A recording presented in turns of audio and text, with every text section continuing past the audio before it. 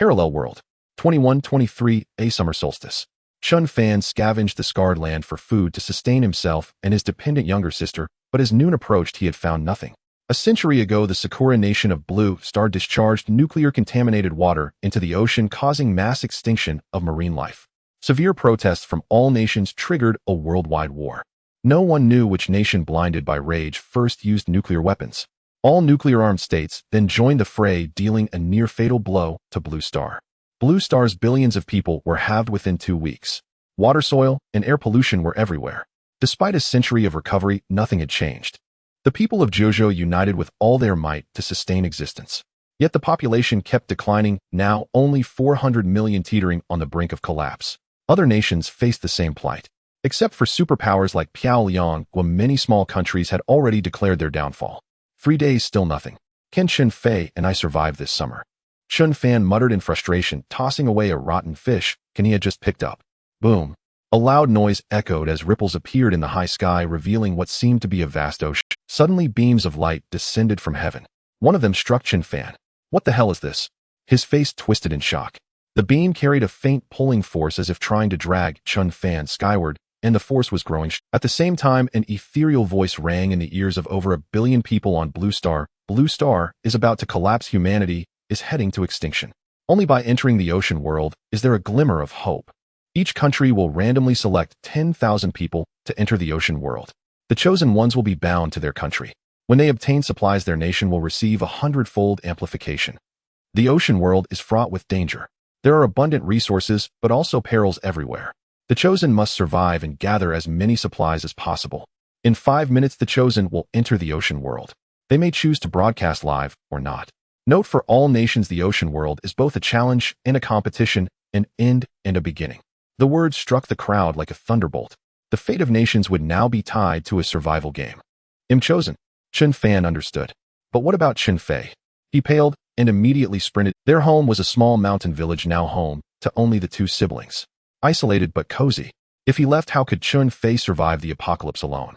I don't care about ocean survival. I only care about my sister. Damn heaven, why did you choose me? But as time ticked by, the pulling force grew stronger. Chen Fan's feet left the ground. He could no longer move forward. Damn! He could even see Chen Fei running out of the village. Brother. A girl in ragged clothes, yet with fair skin, delicate features, and a carved jade look, saw Chen Fan being pulled into the sky. She reached out and screamed, "I won't let you go." Struggling to survive on the wasteland while caring for his younger sister, Chen Fan had long forged a set of robust sinew. Detecting host in deadened situation, activating system. System breaching ocean world firewall, please wait. System has broken the firewall, teleporting host to the most dangerous and most opportunity-rich outer perimeter waters. Heavens, what is that? System is about to crash and disintegrate, parts scattered as black tech falling into ocean world exclusive to host. As Chen Fan entered the ocean world, he felt his descent trajectory change. Then the system voices vanished and he landed with a thud on a rock. Ouch, my back. Chen Fan cried out from the fall, and at the same time an old hoarse voice reached his ears. He looked around suspiciously, but saw no one. Damn it, the system died as soon as it arrived. Did it die together with the ocean world's firewall, or was it killed by the ocean world? Was this chance to rise already gone? Forget it, take things as they come. Thinking too much is useless. He looked down. A 4 square meter floating rock held only a torn fishing net. Everywhere around was an endless ocean. Though 150 countries and 1.5 million people had entered the ocean world, the view was nothing but water. A sudden heat flashed before his eyes, then a semi-transparent panel appeared. At the bottom were 5 options: info, chat, inventory, exchange, and crafting. Chen Fan immediately opened the info. Chosen 1, Chen Fan, island area 4 square meters, skills none, weapons none, black tech none. I can have skills. Was this panel unique to him, or did all chosen ones have it? Chen Fan opened the chat room. There seemed to be a newbie protection mechanism. Only the national chat was available. Everyone was chatting enthusiastically. Where is everyone? I'm scared. Why did I suddenly become a chosen one? I'm afraid to die. Totally clueless. We have to figure it out alone. We're all in the same boat.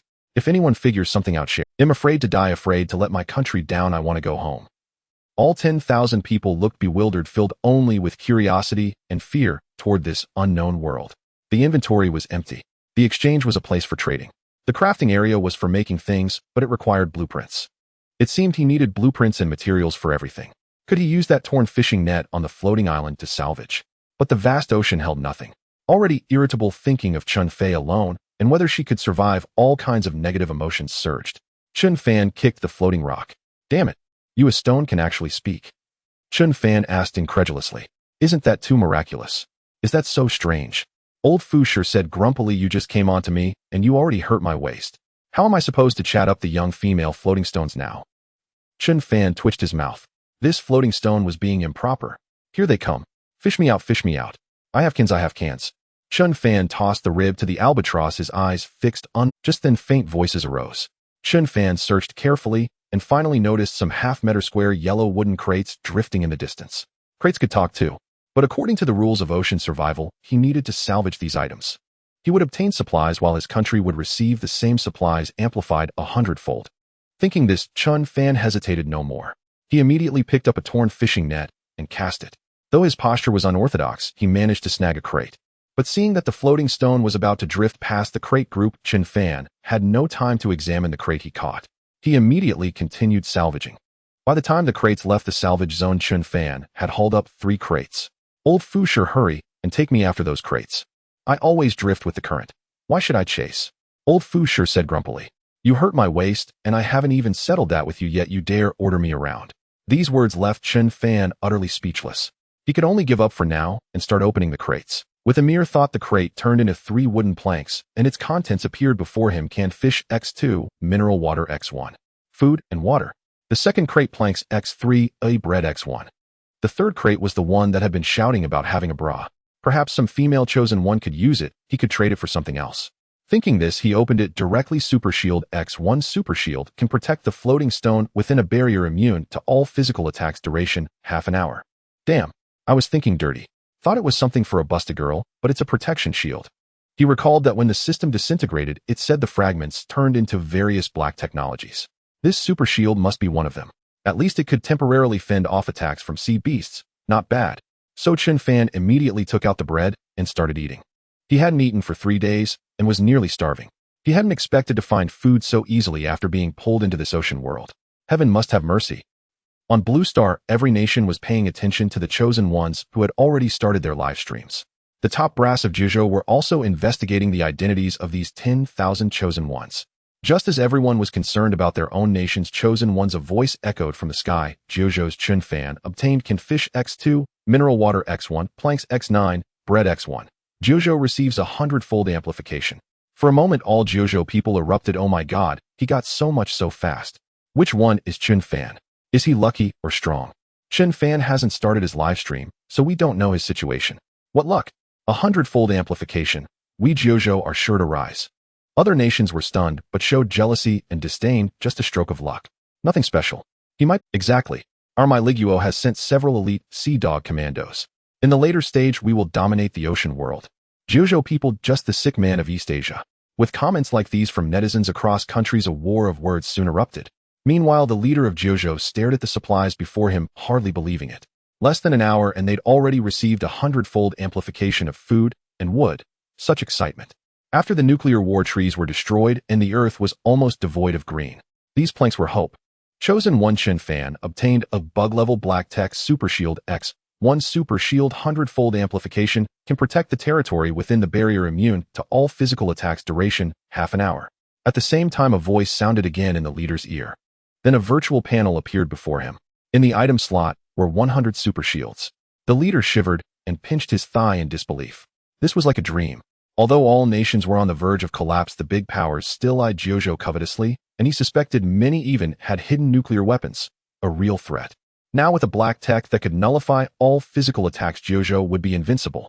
And since this voice only appeared in his ear and gave him a private panel, it meant this black tech was known only. Chief, these things. Just then an officer interrupted the excited leader. Announce to the people, store the food temporarily and distribute only when the chosen ones obtain enough supplies, so every citizen gets food and water. Also immediately investigate Chen Fan, find his family, and escort them to the capital. Yes, the officer saluted and ran off to execute the order. The leader then studied the virtual panel, which only had a chatroom item bar and synthesis bar. After a thought, the leader sent a message in the chatroom. Excuse me, is Chen Fan there? At that moment, Chen Fan had just closed the chatroom. Compared to other chosen ones, he was probably favored by the system, sent to a dangerous, yet resource-rich sea area, thus encountering the crate group right away. Other chosen ones hadn't even figured out the rules, let alone salvaged any crates. He also specifically asked in the chat room and confirmed that only he could hear the floating stone and crates speak, a unique ability granted by the system crash. But the system said this sea area was dangerous. Nothing dangerous so far, right? Chin in hand, Chen Fan, shut up. Don't jinx it. Just as he spoke, old Fu Sure shouted angrily, sharks are coming. Chen Fan froze. Indeed, a triangular dorsal fin was rapidly swimming toward them. Run, why aren't you running? Chen Fan paced anxiously on the spot. I don't have legs, how can I run? Old Floating Stone retorted irritably. Go up and fight it. If you win, you eat it. If it wins, it eats you. Damn it. Enraged by the remark, Chen Fan kicked Floating Stone hard. My waist. Old Floating Stone shrieked, his voice resembling that of an ancient eunuch in the deep palace. The super shield was not easily obtained and couldn't be used casually. Yet lacking the strength to confront it, not using it might spell his doom. Seeing the shark about to crash into Floating Stone, given its weight and shape, it would likely capsize. At the critical moment, Chen Fan deployed the super shield. Thump. At the same time, the shark slammed into Floating Stone, causing it to shake violently. My head. The next second, the shark let out a painful cry. Sharks can talk. Chen Fan was stunned. You can understand me. The shark revealed a pair of small eyes. Why don't you jump down and let me have a feast? You can keep ramming. Is your head made of dough? Chen Fan rolled his eyes. Damn it, get down here. Keep ramming. Get down. Ram. I'll ram you to death. After a round of confrontation, rage surged in the shark's heart and malice grew in its guts. It slammed into Floating Stone once more, letting out a painful cry as a large bump appeared on its forehead. Just you wait. After circling Floating Stone 5 or 6 times, the shark spat out a threat like a petty thug and swam away. Safe for now. Chen Fan breathed a sigh of relief, gazing at the transparent shield with a sense of security. If I could retract it after use, that would be invincible. Thinking this, Chen Fan immediately tested it, and indeed retracted the super shield. He checked the item bar, super shield, 27 minutes. Truly a high-tech marvel, as the system claimed it surpassed Blue Star's technology by at least a century. An undeniable black technology. The thought delighted him. As dusk fell, the ocean world's temperature dropped below 10 degrees. Hugging himself, Chen Fan glanced around. The sea would likely grow colder at night. Securing warmth was the priority. Someone. Pick me up. I have blocks, I have blocks. I have blueprints, I have blueprints. I have food, I have food. As he pondered, faint voices emerged. 5 or 6 wooden crates drifted over. Chen Fan's expression shifted. He grabbed the fishing net and began hauling them in. Though the crates vied for attention like jealous concubines, he treated them all equally, retrieving every one. A bountiful haul. Wood planks X18, fish cans X5, mineral water X3, floating stone blocks X2, wooden house blueprint X1. Simultaneously, a voice echoed across Blue Star's skies. Jojo, Chen Fan has obtained wood planks X18, fish cans X5, mineral water X3. Jojo receives 100-fold amplification. Once again, a storm swept across Blue Star. Barely 3 hours had passed, yet this Chen Fan had amassed such food and water. Unmatched luck. No other nation, even with all their chosen ones combined, had gathered more than Chen Fan. If this continued, wouldn't Jojo leave the rest far behind? Some major powers had already begun secret scheming. The crate claiming to hold blueprints contained a wooden house blueprint. Exactly what he needed. Worried about the cold, building a wooden house would solve everything. Checking the blueprint, constructing the house required wood planks X50. With only 27 planks, he could either wait for more crates or trade with other chosen ones. Rather than wait for luck, he decided to act. Chen Fan opened the trade panel, which was empty for now. Probably few had salvaged anything valuable yet. He glanced at the public chat room, hungry, thirsty, and exhausted. A shark just swam near my float. Lucky it didn't hit my island, or I'd be dead. Can anyone give me water? Am dying of thirst. Use a torn net to fish for drifting crates. They likely contain food. Chen Fan's eyes lit up. So others had salvaged crates too. He immediately divided 3 fish cans into 9 portions, trading 1 portion for 3 wood planks. This caused a stir in the chat room. Everyone look. Someone is trading food for wood planks. I saw it too. A 100G portion for 3 planks. Isn't that a bit steep? What do you know? On this vast sea, food and water are paramount. If I had planks, I'd trade without. Soon 5 portions of fish cans had been traded. Progress was promising. Just then a private message arrived. Boss, I don't have planks. Can I trade something else? No planks meant no crate salvaged. What could he offer? Curious, Chen Fan asked. The other party placed a meter-long spiked club in the trade slot. He'll trade this mace for 1 fish can and 1 bottle of mineral water. A mace, eh? Chen Fan was puzzled. What did this guy do for a living, carrying a mace when teleported? But in this perilous ocean world, a mace was a solid defensive weapon, enough to drive off a shark if not kill. Chen Fan replied, I can trade one fish can but forget the mineral water. You know water is far more precious than food out here. But this mace is a lifesaver. I wouldn't trade it if I weren't starving for days. The other insisted. That's your problem. Think it over. Chen Fan left the message placing only one fish can in the trade slot. Even if unity was needed for the nation, it only mattered when supplies were abundant. For now, everyone was struggling to survive. Selfishness was prudent. After nearly a minute, the other party finally confirmed the trade. Chen Fan immediately accepted, gripping the mace. It was 80 centimeters long, weighing about 2.5 kilograms, with a 30-centimeter head studded with 2-centimeter spikes, a powerful weapon. Now if that shark returned, he could give it a proper fight. Just then another private message arrived. Chen Fan glanced at it. The sender had the same name as the nation's leader. Excuse me, are you Chen Fan? I am. He hadn't wanted to respond, but since the name matched the nation's leader, Chen Fan couldn't refuse and replied symbolically. Upon Chen Fan's reply, the nation's leader felt a surge of joy. He hadn't expected that his tentative inquiry would indeed receive a response. After all, within mere hours, Chen Fan was the only chosen one who could have acquired such a vast amount of supplies. The nation's leader immediately replied, I am the leader of Jiuzhou. I thank you for your contributions to Jiuzhou, especially for obtaining black technology, and black technology exclusive to our Jiuzhou. This will play a pivotal role in Jiuzhou's rise. Chen Fan was taken aback. Receiving a message from the nation's leader while in the ocean world was utterly However, this also meant, you flatter me. Since I became a chosen one, serving my country is my foremost principle. In the future, I will acquire other black technologies, and they will belong only to me, only to Jiuzhou. Jiuzhou will surely become the sole rising technological superpower on the wasteland of Blue Star. After boasting about his value, Chen Fan shifted his tone and said, however, I have a request, and I hope you can grant it. Just tell me, the leader replied with a smile. The nation's leader responded with a smile. I have a younger sister named Chen Fei. We have always depended on each other. Now that I'm in the ocean world, she might not survive. Please send someone to take care of her, so I can focus on surviving here at sea.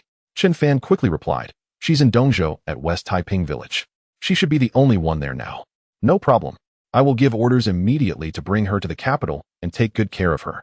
After replying, the nation's leader immediately went to issue orders. An unexpected delight. The one person Chen Fan was most worried about was now finally taken care of. With no more worries behind him, it was time to forge ahead.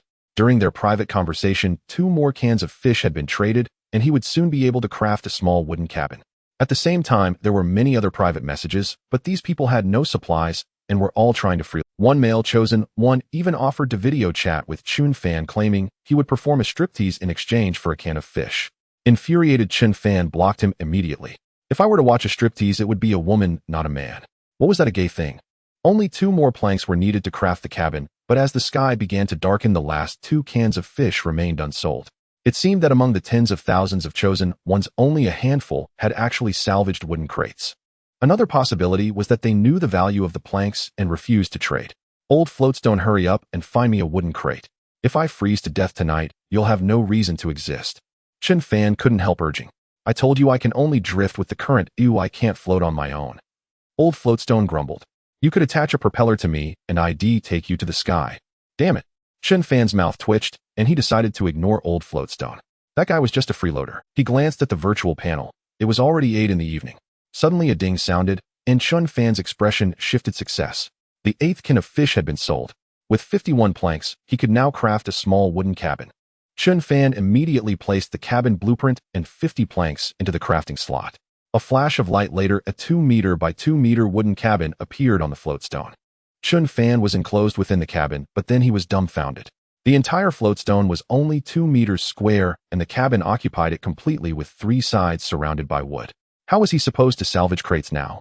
Fortunately, he still had 2 floatstones in hand that could be merged into the floating island to expand its area. Without hesitation, Chen Fan used both floatstones, and the island grew to 2 meters by 3 meters, 6 square meters. You finally did something useful, making me bigger. Otherwise, with this cabin on me, I'd flip over and soak it in the water. Old Floatstone suddenly spoke in a gloomy tone. Old Floatstone, you think you're tough, huh? A younger voice chimed in. Go ahead and flip over. Let's see if Chen Fan, the cabin, could talk too. What, his name is Chen Fan? Old Floatstone suddenly shrieked like a cat whose tail had been stepped on. Can't I be named Chen Fan? Chen Fan asked irritably. This is the sea, damn it. With a name like Chen sink and Fan capsize, it's terribly unlucky. Old Floatstone yelled. You should be called Fu when float steady, able to float and stay stable. What's wrong with you? The rambling gave Chen Fan a headache. Shut up. This old floatstone was not only troublesome, but also superstitious. He, seeing old floatstone put in his place the cabin, let out a lecherous laugh. It's dark. I'm going to sleep. Old floatstone snorted and fell silent. Since I crafted the cabin, why isn't there any boost for Jojo? Chen Fan asked in confusion, leaning inside the cabin. The boost applies to salvaged materials, not crafted items, the cabin immediately replied. Even for salvaged items, the boost is selective. You'll understand later. I'm a chosen one and I know less than you a cabin. Chen Fan exclaimed in surprise. I was created by the rules, so I know a thing or two. The cabin chuckled lecherously. Stop laughing. Don't you think your laugh sounds obscene? Chen Fan's mouth twitched as he spoke. Oh, harder, suck harder. Old Floatstone suddenly let out a perverted cry. Yes, right there, he. Old Floatstone, are you an idiot? Chen Fan was furious. Your sounds are even more obscene than the cabin's laugh. What's wrong with you? It's an octopus. An octopus is underwater using its suckers on my body. Old Floatstone quickly explained. Oh, that feels good. An octopus. Chen Fan's expression shifted. How big? Where is it? This was practically food delivering itself, wasn't it? Right under the cabin. Each of its 8 tentacles is about a meter long. Old Floatstone replied. The octopus was sizable. He wasn't sure if the fishing net could catch it, and he couldn't go into the water yet. The shark that had attacked him might still be lurking, waiting for him to dive in. After a moment's thought, Chen Fan tentatively cast the net.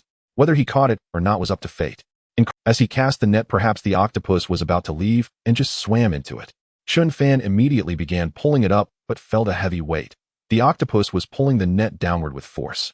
With his temper flaring, Chen Fan pulled harder, but was shocked to find the octopus was so strong that he felt like he was being dragged into the water. This octopus is quite formidable with such immense strength.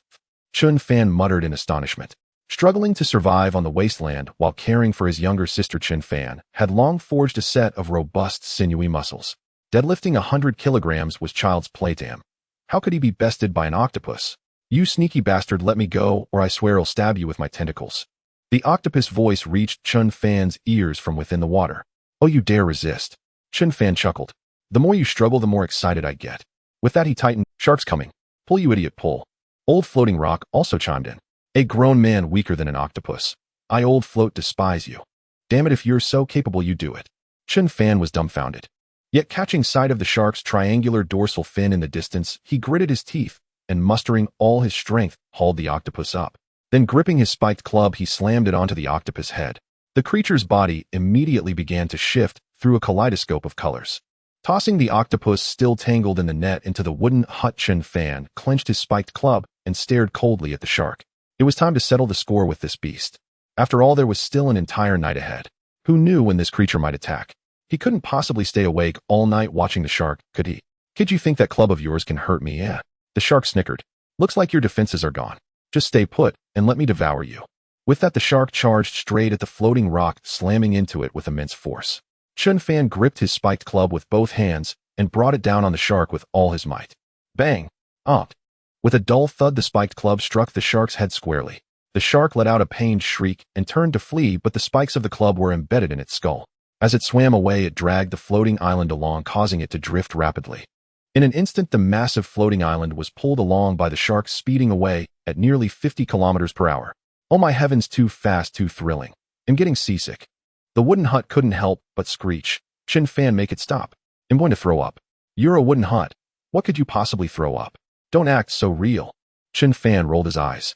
Right. Thrilling, truly thrilling. A feeling like flying. I love it. Old Floating Rock also screamed, looking like it was having the time of its life. You shut up too. Chen Fan said darkly, his mind racing for a solution. He couldn't let go or he'd lose the weapon he had traded so hard for. Nor could he jump off the floating rock. Who knew where it would lead him? What if more sharks appeared? Did he want to die? Scanning around, Chen Fan spotted the fishing net and the octopus he had knocked unconscious. He hooked the net with his foot and after much effort managed the feat of casting it one-handed. Fortunately, it landed over the shark's head. Chen Fan breathed a slight sigh of relief and with all his strength yanked the spiked club free. Blood sprayed as the shark howled again. Damn your ancestors. That hurts like hell. If you hadn't set your sights on me, you wouldn't be in this mess. Chen Fan felt no pity. With one hand gripping the net and the other wielding the spiked club, he rained blow after blow on the shark's head. The shark screamed in agony, its tail thrashing so violently that the floating rock shook in raging. Old Floating Rock. Why isn't this shark dead yet?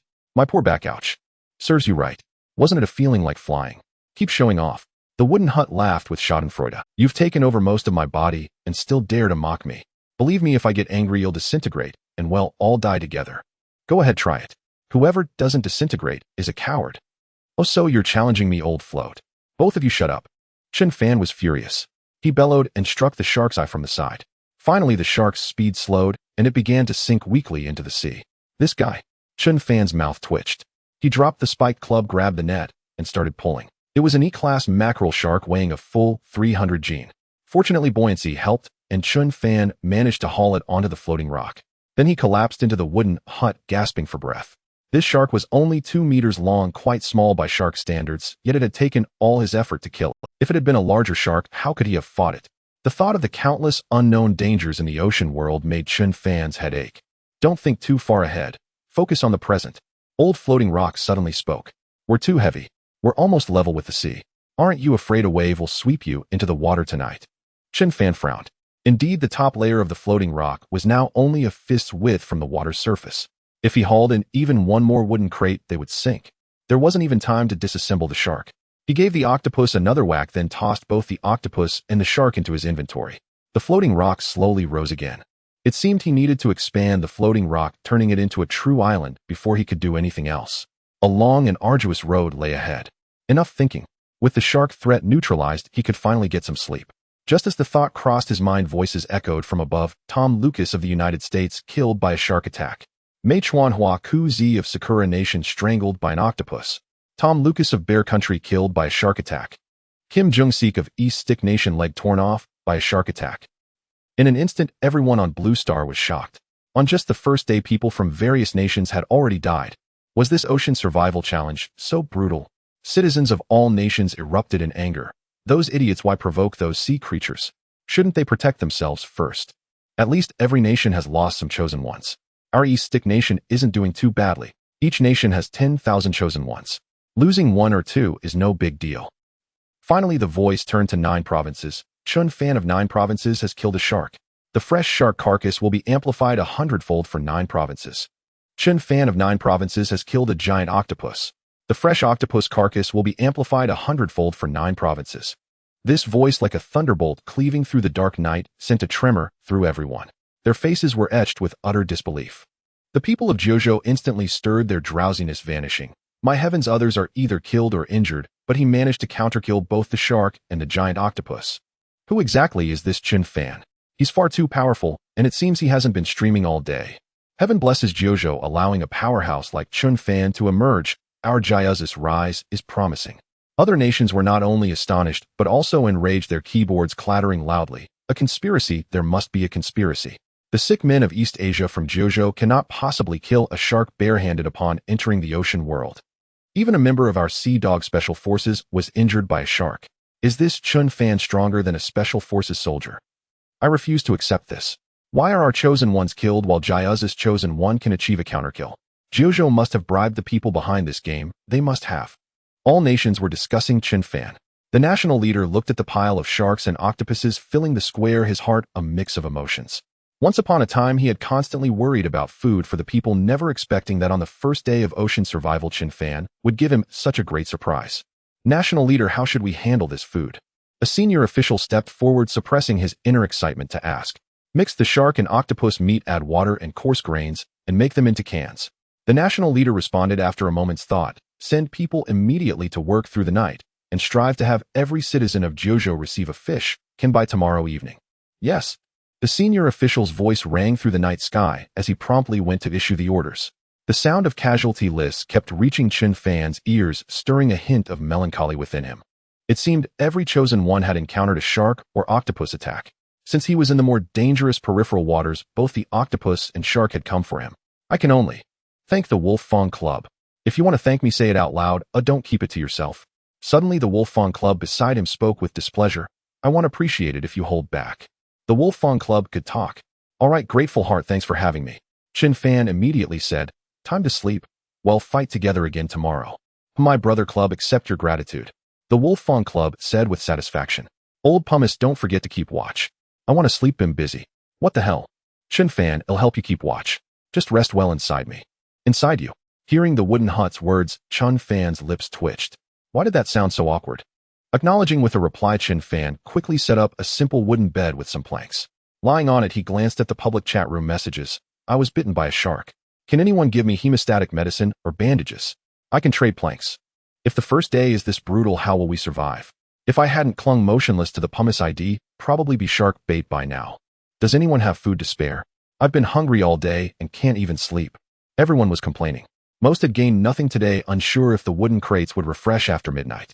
Forget it, time to sleep. In his drowsiness, Chen Fan heard a wailing like ghosts howling, startling him awake. He realized it was old pumice howling. Are you out of your mind wailing this early in the morning? Chen Fan scowled, checking the panel time. It was only 6 in the morning. I'm warming up my voice. Don't you think I pumice sing beautifully? Old pumice retorted. You have no appreciation for art. Do you even have any artistic sense? I appreciate your sister.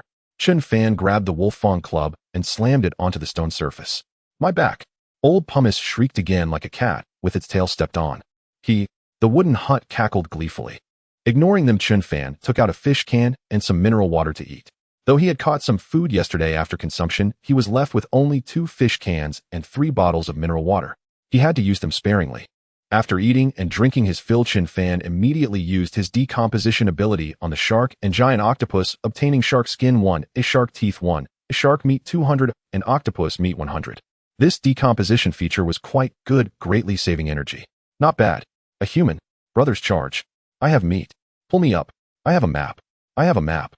Before he could list the shark meat on the exchange, several more wooden crates drifted over. How could Chen Fan disappoint them? He immediately began fishing them out. The tattered fishing net, though unsightly, was quite practical. He quickly hauled all the crates aboard and opened them. Pork can 1, metal sheet 2. Barbecue rack, blueprint 1, plank 2. Cloth piece 2, plastic 2. Mineral water 1. Jojo Chen Fan has obtained pork can 1, mineral water 1, plank 2, metal sheet 2, plastic 2. Jojo will receive a 100-fold boost. Many citizens barely awake heard the announcement of Chen Fan's latest gains and immediately grew excited. Though other chosen ones had also salvaged some supplies, only Chen Fan consistently delivered surprises. They wished they could watch his stream to see how he did it all. This wave was incredible. He had even found a barbecue rack blueprint. Now he could enjoy a seafood barbecue feast. Perfect. He immediately placed the blueprint into the crafting slot. To make the barbecue rack, he only needed metal sheet 20. With only 2 metal sheets currently, it seemed he would have to trade shark meat for them. With that thought, Chen Fan began listing supplies. Considering they were in the novice protection zone where only Jiazus, chosen ones, roamed these peripheral waters, Chen Fan's pricing wasn't too outrageous. Each portion of shark meat could be traded for just 2 basic resources. For the chosen ones, this was an incredible boon. The chat room erupted. Everyone rushed to the exchange to grab shark meat. Big shot, Chen Fan is giving us a deal. 2 basic resources for 1 portion of shark meat. Shark meat tastes bad and smells like urine. I don't want it. Don't be picky, look where we are. If you're this fussy, did you eat well back on Blue Star? Meanwhile, many freeloaders privately messaged Chen Fan begging for a few pieces of shark meat or even mineral water, leaving Chen Fan utterly speechless. Even if Jiazus chosen ones needed to stick together, he was already selling the most vital food at such a low price. Wasn't that enough? Chen Fan simply closed the chat room, even missing a message from the national leader. Damn, collision were about to collide. Just then old pumice suddenly screamed, Chen Fan, paddle run. Another shark? Chen Fan was startled and immediately gripped the wolf fawn club tightly. A chest, it's a chest. Where? At 12 o'clock, about 2 meters away from me. Could it be underwater? Not a wooden chest. It's underneath me now, brushing against my body, so slippery it's about to come out. Old floating rock let out a strange cry, describing a chest passing by your body like that. There's no one else like you. Chen Fan was speechless. He turned around to the other side, leaped directly onto the wooden cabin, and cast a net downward. A heavy sensation surged through him. He had caught something. It was a bronze chest similar in size to the wooden one, but about 10 Gene heavier. No wonder it was level with the sea surface. If not for old floating rock's reminder, he would have missed it. Please, sir, spare me. I'm nothing but an empty chest, the bronze chest spoke. Whether you have anything or not, well, find out once I open you. Chen Fan rubbed his hands with a grin and immediately opened the bronze chest. Windproof lighter 1, 500 uses. Oh damn, my lighter. Damn your sister. The bronze chest let out a miserable scream and was instantly dismantled by Chen Fan into 3 metal fragments. As expected of a bronze chest, the loot was truly something else. He was just planning to have a barbecue, and now a fire starter had arrived. Wasn't this luck simply extraordinary? But since there were wooden chests and bronze chests, could there also be silver chests and golden chests? Wouldn't the items inside be even better? He wondered when he would get his hands on a second piece of black technology from the system's decomposition. Chen Fan, you just stepped on my hair. Just as he was getting excited, the wooden cabin suddenly spoke with a plaintive tone. How could you climb onto me without even a word? The floating island was still too small. The wooden cabin occupied 4 square meters, leaving only 2 square meters. If something happened, there wouldn't be enough space to move. He couldn't exactly put the grill inside the cabin, could he? Thinking of all this, Chen Fan immediately sent a message in the chat room. Buying floating stones, 1 floating stone for 5 portions of octopus meat or 10 portions of shark meat. As soon as the message appeared, the chat room, which had been full of complaints, instantly exploded. Isn't a 4 square meter floating island big enough? Is Big Brother Chen planning to expand his island? 5 portions of octopus meat. What an irresistible temptation. Too bad I don't have any floating stones. I only have planks, and I've already traded them in the exchange. Bro will trade with you. I have 2 floating stones trading for 5 units of octopus meat and 10 units of shark meat. Soon a private message caught Chen Fan's attention. Looking at the 2 floating stones in the trade window, he asked in surprise, "Did you salvage a bronze chest?" "What bronze chest?" Zhang Xingjie replied, bewildered. "I pried these 2 floating stones off the floating island." Damn, this guy was bold. Was he risking his life just for food? "Are you sure you want to trade with me?" Chen Fan replied immediately. "Hurry up, I'm starving." Zhang Xingjie said impatiently. "I just want to eat." Without further hesitation, Chen Fan completed the trade with him. He glanced at the exchange. Some shark meat had already been traded. He still needed 6 more metal fragments for the grill synthesis. It wouldn't be long now. After finishing everything, Chen Fan finally opened the chat with the national leader. He had sent a few messages this morning along with a photo of Chen Fei eating breakfast in the capital dressed in new clothes. Chen Fan was overjoyed. Truly, the nation's efficiency was remarkable. They had found Chen Fei and taken her in overnight. The weight on his heart had finally been lifted. "Brother, are you there? How are you in the ocean world? Are you hurt?" Just then a message from Chen Fei appeared in the chat. "I'm so worried about you." "Don't worry, little sister, I'm fine." "You don't need to worry." Chen Fan replied excitedly, using the chat's photo function to send a selfie. Too bad there was no video call. How convenient that would be. "That's good to hear. Take care of yourself, brother." Chen Fei replied, relieved. "Don't worry about me. They'll never have to suffer from hunger or cold again." After they chatted a while longer, the national leader asked, "Chen Fan, why haven't you started your live stream? Let everyone see how you survive, boost national confidence, and dampen the arrogance of those foreigners." "I haven't gotten around to it yet. They'll figure it out soon," Chen Fan promised immediately. But even in these waters relatively rich in resources, clusters of wooden chests were still rare. Should he take the initiative? Could he craft in or to propel such a large floating island? That was the question. With nothing to do, for now, Chen Fan scrolled through the chat room. A message caught his attention. "Boss, can I trade a blueprint for a bottle of mineral water?" What kind of blueprint could be worth a bottle of water? Don't you know water is the most precious resource right now? Chen Fan replied. "A sail blueprint," the other person replied. What a treasure. He had just been thinking that rowing the floating island within or wouldn't be easy, and now a sail had come knocking, faster than food delivery. But Chen Fan still replied, "A sail blueprint won't be useful for a while. From the looks of it, building a boat is at least a few months away. By then I might have salvaged one myself. This is the most precious thing I have right now. I can throw in a floating stone too," the other person quickly responded. 200 milliliters of mineral water and 5 pieces of shark meat. Chen Fan replied, "I have a use for the floating stones. The sail blueprint is just a white elephant. Consider this my support for you." "All right, thank you." After 3 seconds of silence, the other person placed the items in the trade window. Chen Fan immediately confirmed the trade, afraid the other might back out. This was a huge win. He put the sail blueprint into the synthesis panel and saw the requirements: shark skin 1, planks 20, cloth fragments 20. Including what had traded for in the exchange, he had all the materials. Crafting it and attaching it to the wooden cabin would be absolutely perfect. But had wait until he made it first. As noon approached, Chen Fan crafted the grill and temporarily placed it on the floating stone in front of the wooden cabin. He lit a plank underneath and placed a gene of octopus meat on top. While flipping the meat, Chen Fan finally started the live stream. The stream was one way. People on Blue Star could see everything Chen Fan did outside the cabin, but Chen Fan couldn't see any interface. It seemed turning it on or off made no difference to him. In the void above, Chen Fan's name suddenly went live. Many people immediately chose his stream, but when they saw the scene, everyone was stunned. On a massive floating island, a delicate wooden cabin, and in front of it, a handsome young man grilling an octopus. Are you sure this is the ocean world, not his home?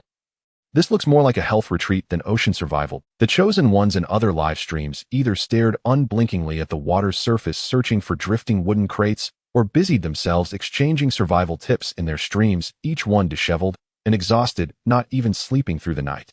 Yet this man was as if on vacation, even enjoying a barbecue. How could the gap between people be so vast? My brother, that sly dog. Chen Fei finally breathed a sigh of relief upon seeing Chen Fan's state. She had thought he was suffering and merely putting on a brave face, but he was actually living it up. Soon the octopus was roasted. He took a piece and chewed it, melted on the tongue, exquisitely delicious. As a sea creature, the natural salt within its flesh added a subtle brininess, enhancing the flavor even more. Chen Fan could swear this was the most delectable food he had ever eaten in his life. Watching Chen Fan wolf down the food, the viewers on Blue Star unconsciously swallowed their saliva. In the century since the nuclear war, although artificially cultivated flora and fauna existed, their taste was bland and insipid, serving only to stave off hunger. Charcoal grilled octopus, a classic delicacy from 100 years ago, must taste incredible. Splash. In the distance, a seabird sped over, landing on the wooden hut. Its eyes were as sharp as hooks as it stared at the octopus, squawking incessantly, "Fish, fish." An albatross.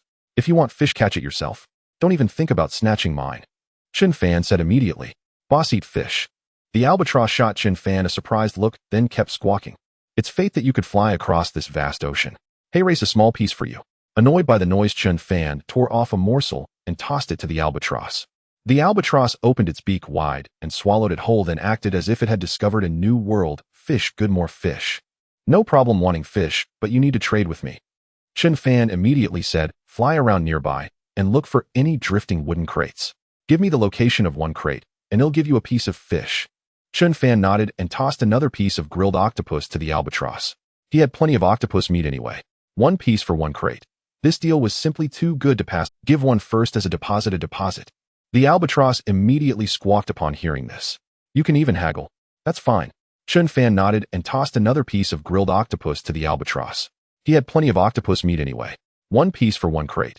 This deal was simply too good to pass up. Is he getting cocky because of his early success? This is an ocean world. Oh, every step needs careful consideration.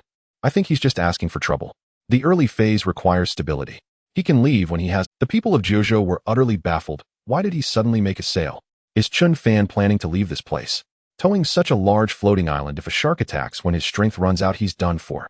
Is he getting cocky because of his early success? This is an ocean world. Oh, every step needs careful consideration. I think he's just asking for trouble. The early phase requires stability. He can leave when he has enough capital. Other nations, however, were thrilled. Regardless, Chen Fan had become a threat to them, and this suicidal behavior would surely hasten his demise. Then Jojo would still be nothing but the sick man of East Asia. Half an hour later, the albatross returned, landing on the hut and squawking, crate, crate. Where? Chen Fan immediately asked. This way, this way. The albatross said, then flew off in a certain direction. With its speed, it took half an hour to find just one crate. Is this really a resource-rich sea? Chen Fan scratched his head, quickly adjusted the sail, and began rowing towards the direction the albatross had indicated. And indeed, with the sail's assistance, Chen Fan found rowing quite effortless. A full hour later, after the floating island had traveled 20 nautical miles, he finally spotted a crate over 100 meters away. Then Chen Fan's heart leaped with joy. This wasn't just one crate. It was a whole cluster of crates, 7 or 8 of them. The albatross had done a great service. However, when Chen Fan tried to row over quickly, he found he couldn't move. The sail seemed to be pulling in the opposite direction. What was going on? I saw you slacking off, so I thought I'd make you work. The sail suddenly spoke. We're a team now. Why should I do all the work while you just coast along? But if I don't row, how will the island move? Chen Fan retorted angrily. That's not the kind of slacking I meant. Adjust yourself back properly, or it'll tear you down right now. Go ahead, tear me down. I'd like to see how you'll get there. Upon hearing this, old pumice stone laughed gleefully. Chen Fan, look at you now. My face. The sail suddenly screamed. The albatross had dropped a pile of droppings right on it. Wash it off for me quick. This is disgusting, ugh. If you cooperate and go over there properly, I'll wash it off for you. Otherwise, I'll have the albatross do its business on you every day. Chen Fan sneered, issuing his threat. Think you can mess with me? All right, I'll listen. I won't say another word. This crap is getting into my mouth, ugh. The sail adjusted its angle, and Chen Fan finally reached the cluster of crates, beginning to haul them in with great enthusiasm. The people on Blue Star were completely stunned. It was like a scene of having their words thrown back in their faces. No wonder Chen Fan came this way. He knew there were supplies here all along, and 7 crates at that. Incredible. I take back my doubts. Chen Fan is a master strategist, a true survival expert. Chen Fan is so amazing and handsome too. I hereby declare him my husband. The foreigners were instantly exasperated.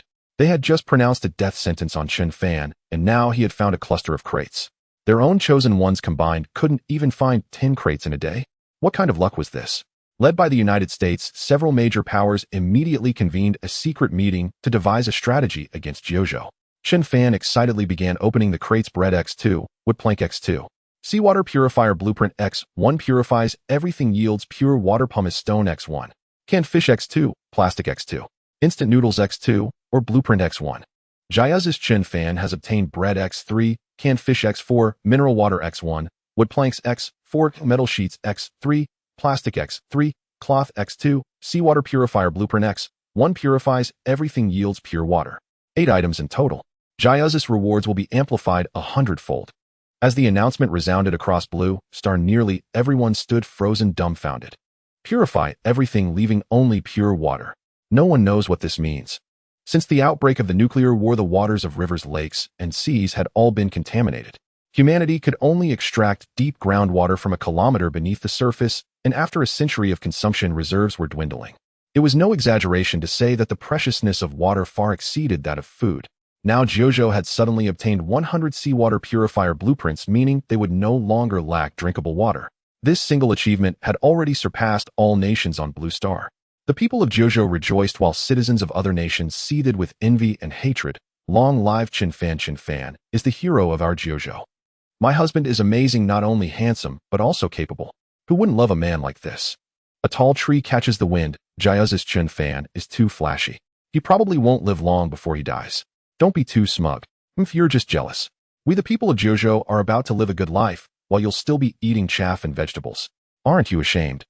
Staring at the 100 seawater purifier blueprints, the national leader was immensely excited. He couldn't wait to take one out and place it into the synthesis slot. To manufacture a seawater purifier, one needed a seawater purifier blueprint, 10 cloth pieces, and 5 metal sheets. Note the seawater purifier can convert 100 milliliters of seawater into 60 milliliters of fresh water per hour with a maximum capacity of 2,000 milliliters. It is upgradable. In a single day, it could purify 1,440 milliliters of fresh water. With 100 purifiers, that was 144 liters. Far from enough for Jiuzhou's daily drinking needs, but it was undoubtedly a turning point for the nation. It was just a pity that his virtual panel was somewhat inferior. Each blueprint in the synthesis slot could only produce one item. If, like Chen Fan, the blueprint program remained in the synthesis slot without disappearing, he could manufacture endlessly. But even this was enough to be grateful for. For now, the national leader set aside all other matters and began focusing on crafting seawater purifiers. Seawater purifiers and ores. Weren't these exactly what he needed most right now? A bountiful harvest indeed. Chen Fan grinned and snapped his fingers, immediately starting the crafting process. He then scooped 2,000 milliliters of seawater into the purifier, placed a mineral water bottle at the outlet, and busied himself with other tasks. Fish, fish. The albatross hopped around on the wooden cabin, chirping. Here, eat slowly. Chen Fan tossed 7 pieces of octopus meat to the albatross. From now on, if you find any wooden crates near me, let me know. 1 crate, 1 piece of meat. Fair trade, no cheating. Okay. Boss is a good man, a great man. The albatross chirped happily. The private message notification chimed continuously on the virtual panel. Chen Fan opened it, and the first message caught his eye. Brother Fan, can I trade with you for a seawater purifier? I'll give you 2 pumice stones. You know how scarce water is right now? 2 pumice stones. These are my most valuable possessions, the rest are just basic supplies. Jiuzhou people don't cheat, Jiuzhou people. Otherwise I wouldn't let you take a loss. Seeing Chen Fan's hesitation, the other party quickly replied. All right, since we're both from Jiuzhou, we need to stick. Chen Fan said, then immediately crafted a seawater purifier and traded it for the 2 pumice stones. Now Chen Fan had a total of 6 pumice stones. Without further hesitation, he added 2 to each of the 3 sides of the wooden cabin, expanding the floating island from 6 square meters to 12 square meters. Chen Fan, you finally did something right. The old pumice stone roared with excitement. I feel stronger, my back strength is incredible. What use is incredible back strength when you're still an old bachelor? The wooden cabin taunted. All that strength with no outlet. Just hand exercises? Are you looking for trouble? The old pumice stone fumed. Where's the trouble? I don't want trouble. I'll follow your orders, Chen Fan. Just don't feed me that crap anymore. The sail shrieked as if triggered by the word. What the hell? Chen Fan was utterly speechless. Couldn't these 3 old relics talk about something serious? On a floating rock nearly 1,000 nautical miles away, Zhuo Wenliang had been thirsty for 2 days. Though he had salvaged some supplies, he had found no mineral water. Listening to the sounds from above, he deliberated and finally sent a message to Chen Fan. Chen Fan, Zhuo Wenliang. Can you lend me a seawater purifier? Chen Fan had already traded several good items using the seawater purifier. Glancing at the message he was about, the other party quickly sent another message. I haven't found anything good yet, and my only bread is gone. If you give me a seawater purifier, I'll sign a contract with you agreeing to unconditionally fulfill one request for you.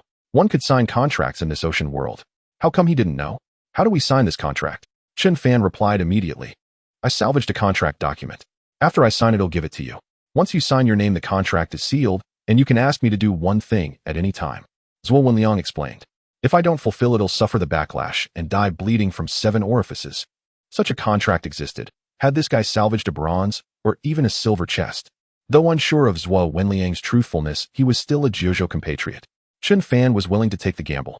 He crafted a seawater purifier and placed it in the trade slot.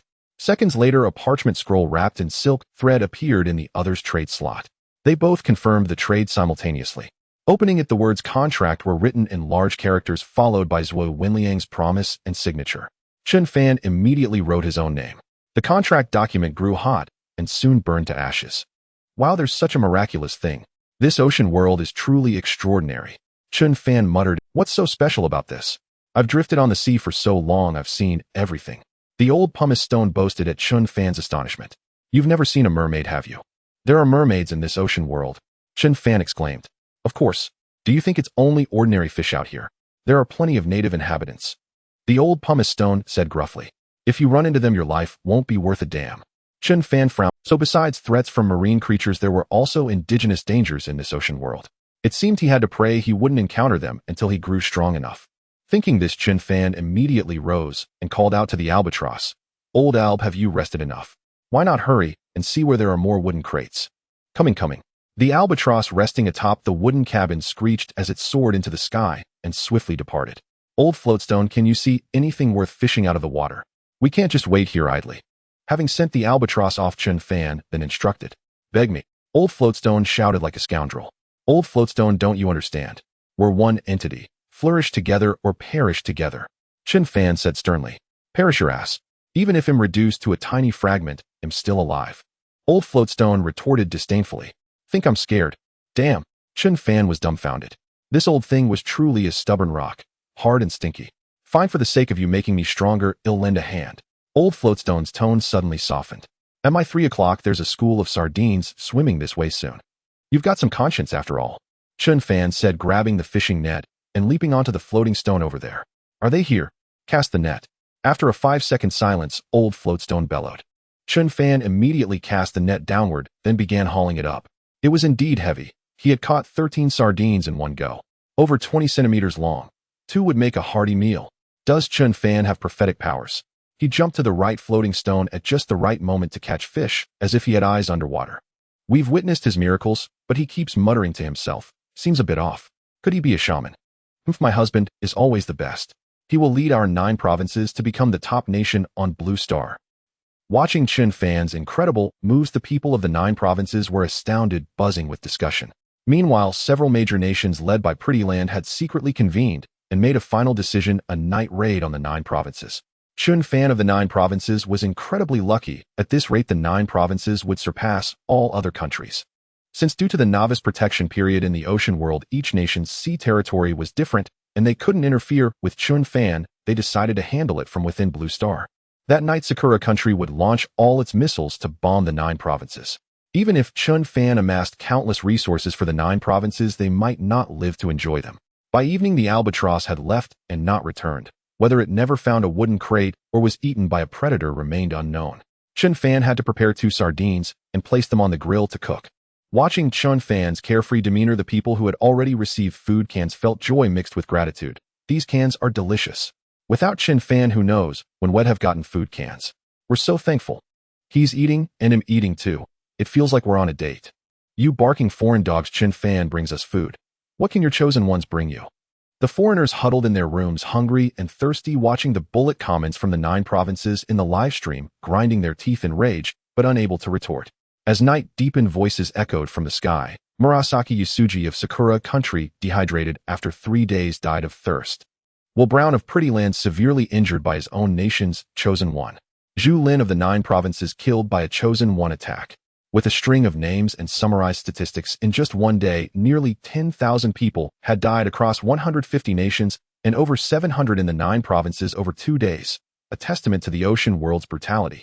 Shouldn't chosen ones of the same nation stick together? Why would someone attack? That's human nature. Unity requires survival first. If you can't survive, you'll go to extremes. Unbelievable. In the face of life, everything seems so fragile. It seemed some had already thought of moving floating islands, whether by paddling with wooden planks or crafting sails, but targeting their own countrymen was rather shameless. He hoped he wouldn't encounter such a situation, otherwise he wouldn't show any mercy. After eating his fill, Chen Fan stretched, went back into the cabin, and lounged on the bed, scrolling through the chat room. How's everyone doing today? I caught a few small fish with my net and had a seafood feast tonight. Awesome. Only found 2 crates today, both basic supplies. Another day of hunger. Oh my, I saw a ship, at least 30 or 40 meters long. Are you hallucinating from hunger? This is a survival ocean world. How could there be a big ship? Buddy, where are you? That chosen one never replied after that message. Whether they encountered danger was unknown, but no death announcement came. Perhaps it would be in tomorrow's death toll. That big ship must be from the ocean world's natives.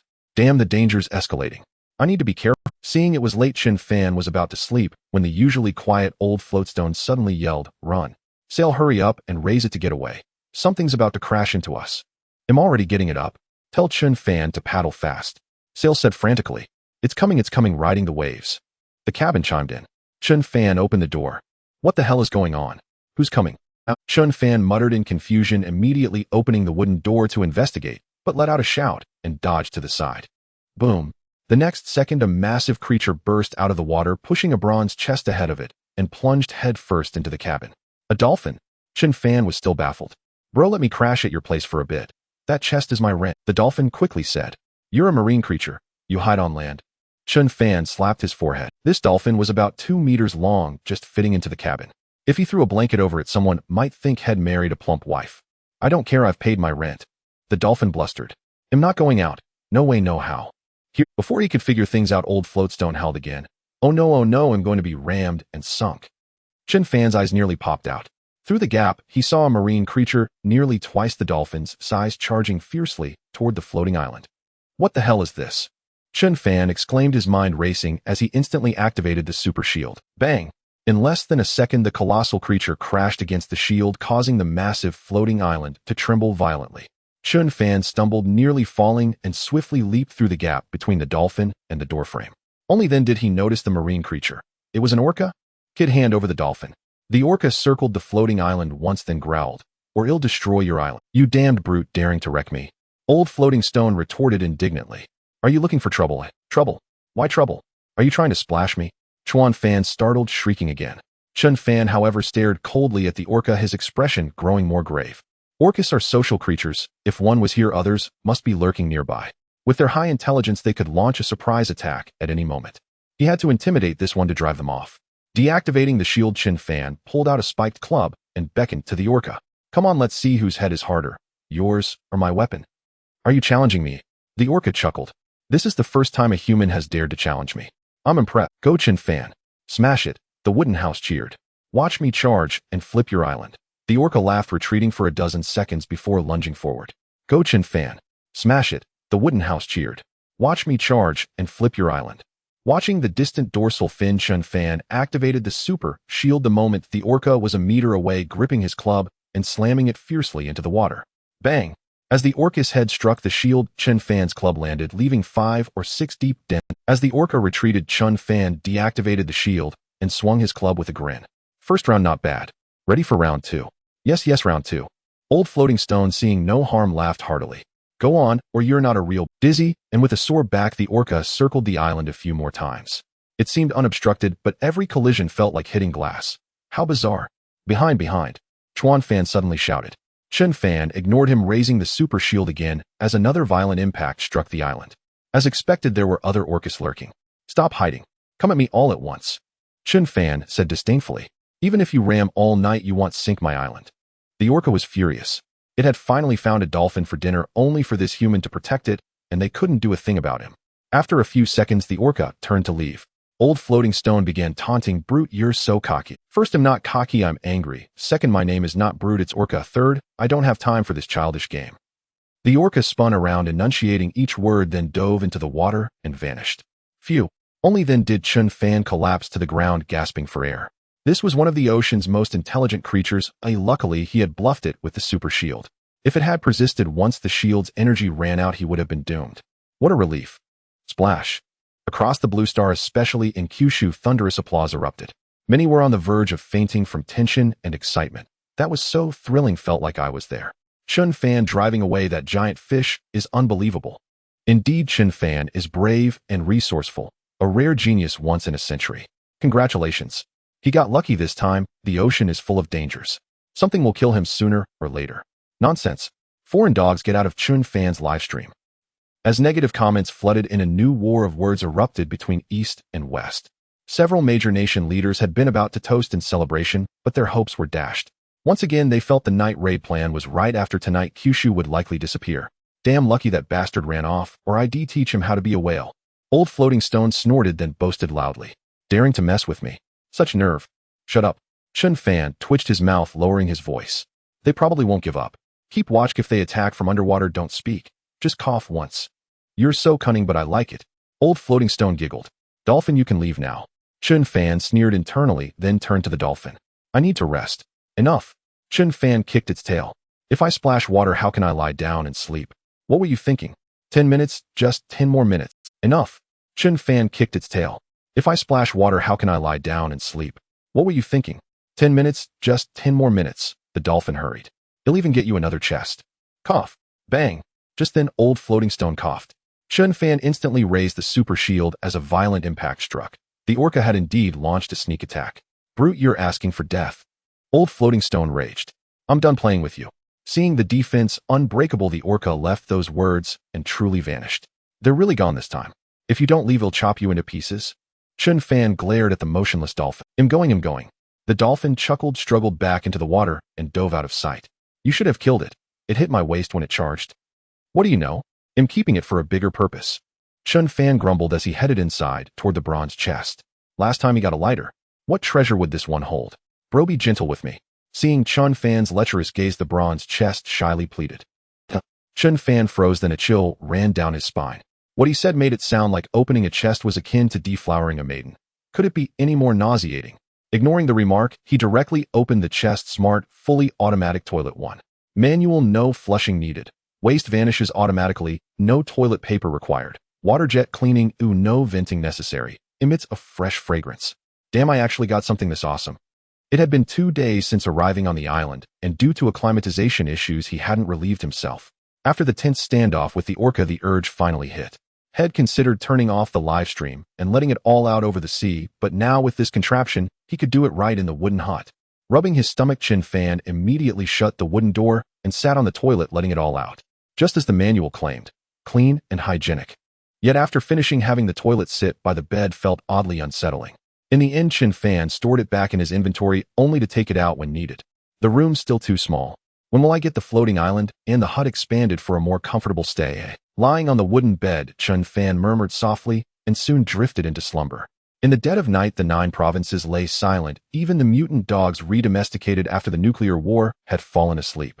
Yet above the capital city, an air raid siren suddenly blared, spreading across the entire 9 provinces. The head of state jolted awake from his dream, immediately receiving a report from below. The 88 missiles hidden by the Sakura Nation have launched and will strike the 9 provinces in 10 minutes. This news struck the head of state like a thunderbolt. After the end of the Third World War, all nations had signed a peace treaty. Any violation would invite sanctions from every country. The Sakura Nation had blatantly broken the treaty, defying the entire Blue Star. Sir, it's all too sudden. An official said anxiously, we can't counter 88 missiles. Give the order. What do we do? Issue a public announcement to the entire 9 provinces immediately. We fear no attack, and this assault will cause us no harm. The head of state spoke calmly after the initial shock. Go about your business as usual. We'll deal with everything tomorrow. Sir, these are 88 missiles. Seeing the head of state's composure, the official was bewildered. Just do as I say. The military need not take any measures either. The head of state reiterated firmly. Convinced by his certainty, the official withdrew. All citizens of the 9 provinces had gathered in open spaces, already spotting the missile swarm from the east. Yet after hearing the government's announcement, confusion mingled with endless despair. What does this mean? Has the nation abandoned us? We were just starting to live well thanks to Chen Fan. It must be because the Sakura nation saw Chen Fan excelling in the ocean world, so they launched a sneak attack. They're utterly despicable. Are we really going to die on this beautiful night? Fear and despair permeated the 9 provinces. Why snuff out the hope that had just emerged? The people of the Sakura nation were worse than beasts, a pack of living animals.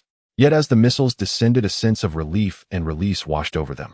At least they were with their loved ones in their final moments. What regrets could there be? Boom. Rumble. With the explosion of one missile, all the others began detonating. What no one expected was that the missiles exploded 500 meters above the 9 provinces. The citizens only saw a dazzling display of fireworks, like a magnificent pyrotechnic show unfolding across the night sky.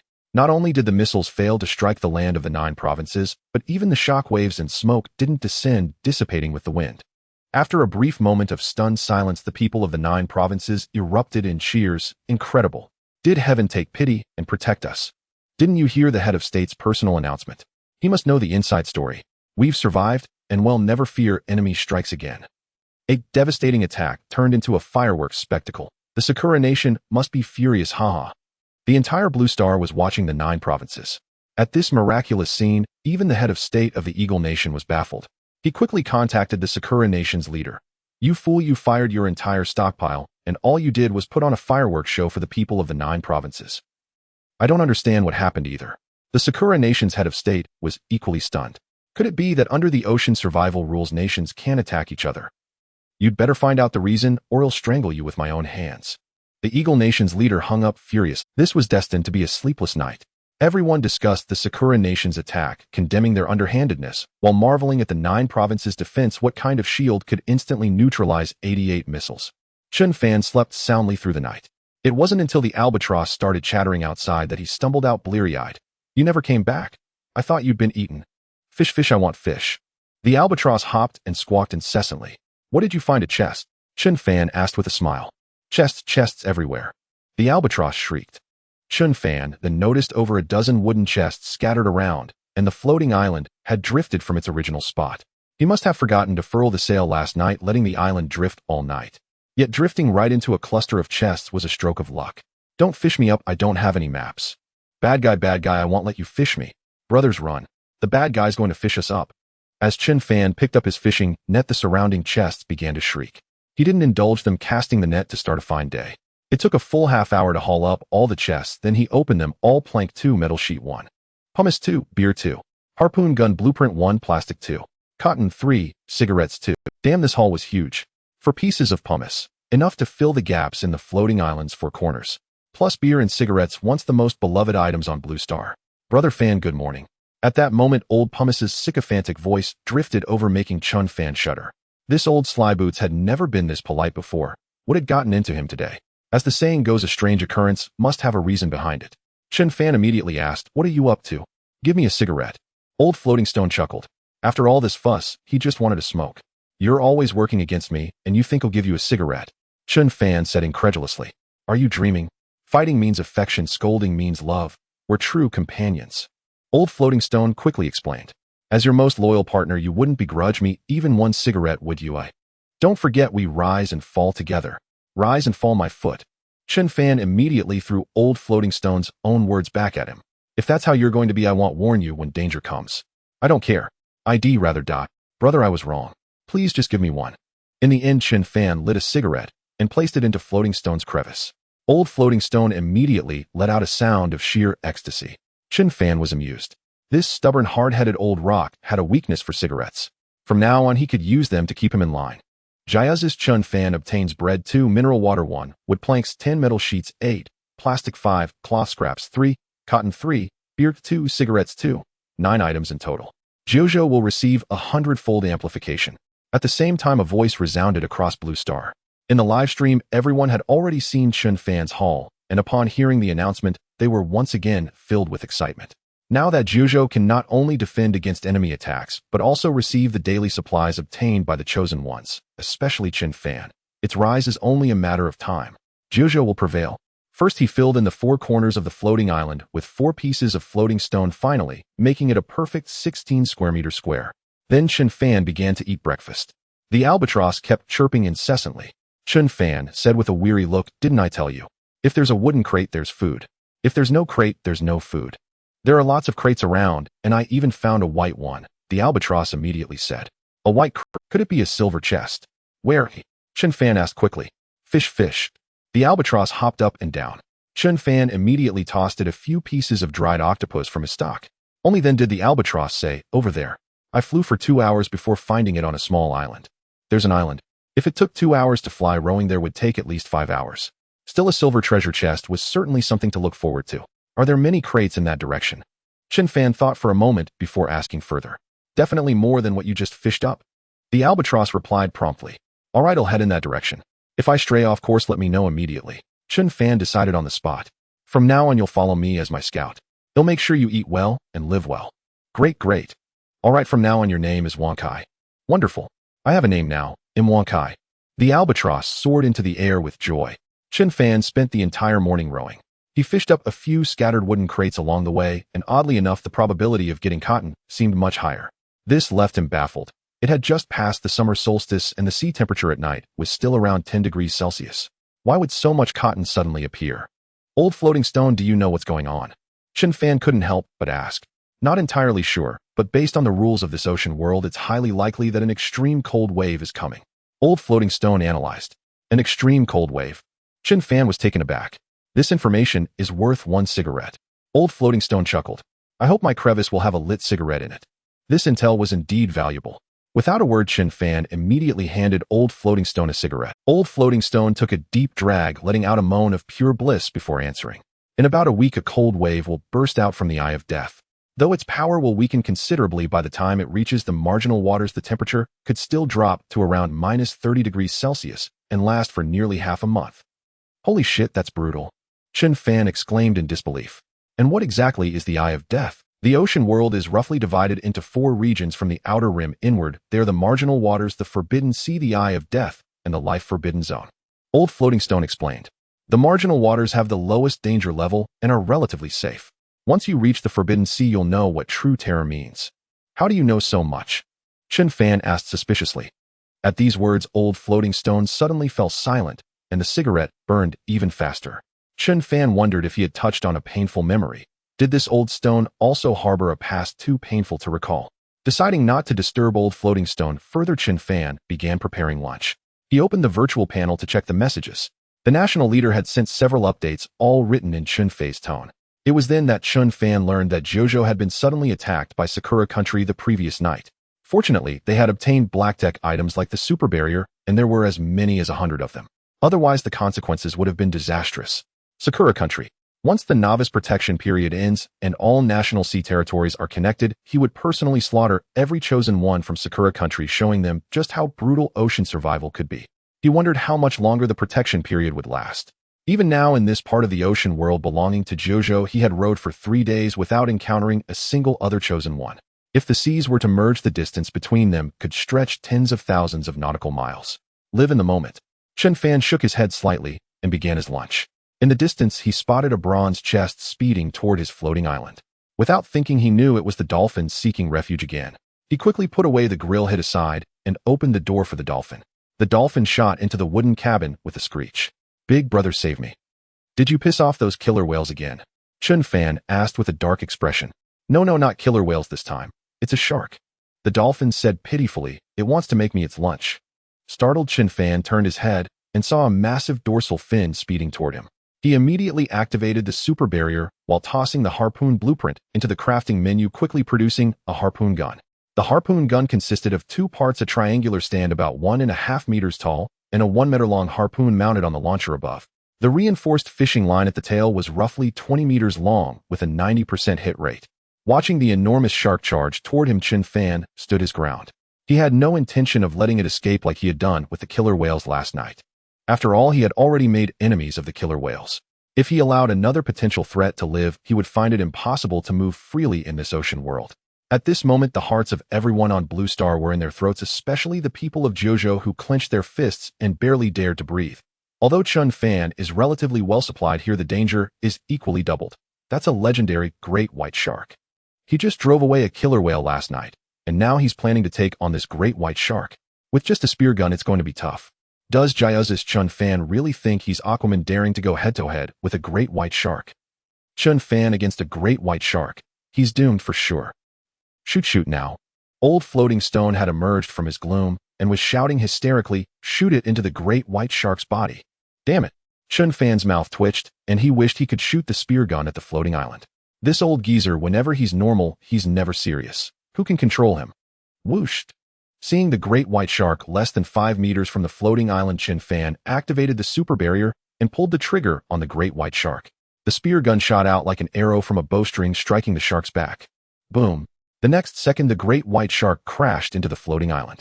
However, the island was 4 square meters larger than the night before, and the shark was smaller than the killer whale, so the collision only caused a slight tremor. But the great white shark let out a pained cry and turned to flee. You bastard, you ambushed me. You attacked me first. Chen Fan snorted, grabbing the tripod. After the great white shark had escaped 20 meters, the fishing line grew taut, and the immense force began dragging the entire floating island swiftly through the water. Whoa, this great white shark has some strength. It's already hit 40 miles per hour. Chen Fan laughed and immediately shouted, sail, change course. Don't let this guy just paddle. Got it.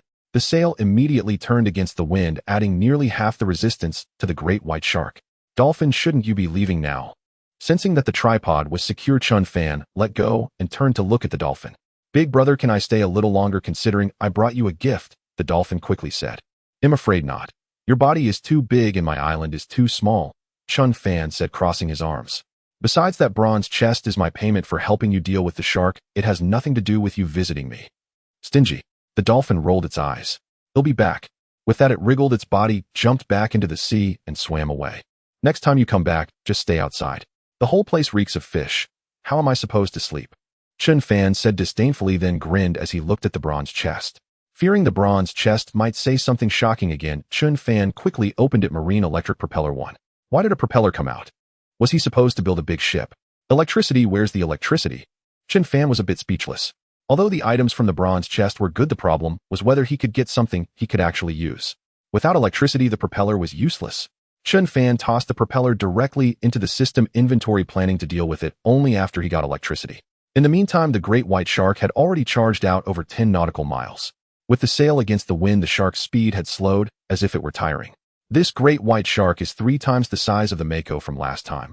Probably over 2 tons. Chen Fan rubbed his hands together. This is a jackpot. That Mako was just a class creature. This great white shark is class. It could almost one-shot the Mako. There's no comparison. Old Floating Stone said grumpily. Besides, class meat is not only delicious, but also has benefits like enhancing stamina. I didn't ask last time. What's this classification about? Chen Fan finally humbly sought advice from Old Floating Stone. The following lesson is worth 1 huazi, Old Floating Stone said with a giggle. Chen Fan didn't hesitate and immediately lit another huazi for Old Floating Stone. As the old man puffed away, he said with a grin, in the ocean world, all creatures are ranked. The higher the rank, the stronger the combat power. For example, you can still fight a class creature now, but if you encounter in a class, I'd advise you to run. Chen Fan nodded slightly. He had learned quite a bit today, or it seemed huazi were quite useful. 2 packs of huazi, even if he asked 2 or 3 questions a day, would be enough for Old Floating Stone to smoke for months. This guy's been running for a while. Should be about done right. Seeing the great white shark about to stop, Chen Fan muttered to himself, planning to retrieve the spear gun. It's toying with you. The spear gun actually spoke. Buddy, it's probably still got half its strength left. If you pull it up now, you'll be falling for its trap. It's toying with you. The spear gun actually spoke. Buddy, it's probably still got half its strength left. The great white shark didn't struggle, allowing Chen Fan to pull it in. When they were less than 5 meters apart, the shark suddenly turned and charged at Chen Fan on the floating island. Boom. Just like before, its massive head slammed into the super barrier. Chen Fan gripped the spiked club and dealt it a heavy blow, leaving several small holes in its head. Despicable human, you've wounded me twice. The great white shark was burning with rage. I'll kill you. I swear I'll kill you. If you could kill me, you wouldn't be here screaming. Chen Fan taunted. Buddy, prepare to die. With that, he raised the spiked club and smashed it against the shark's head again. After 5 or 6 consecutive blows, the great white shark's head was covered in blood.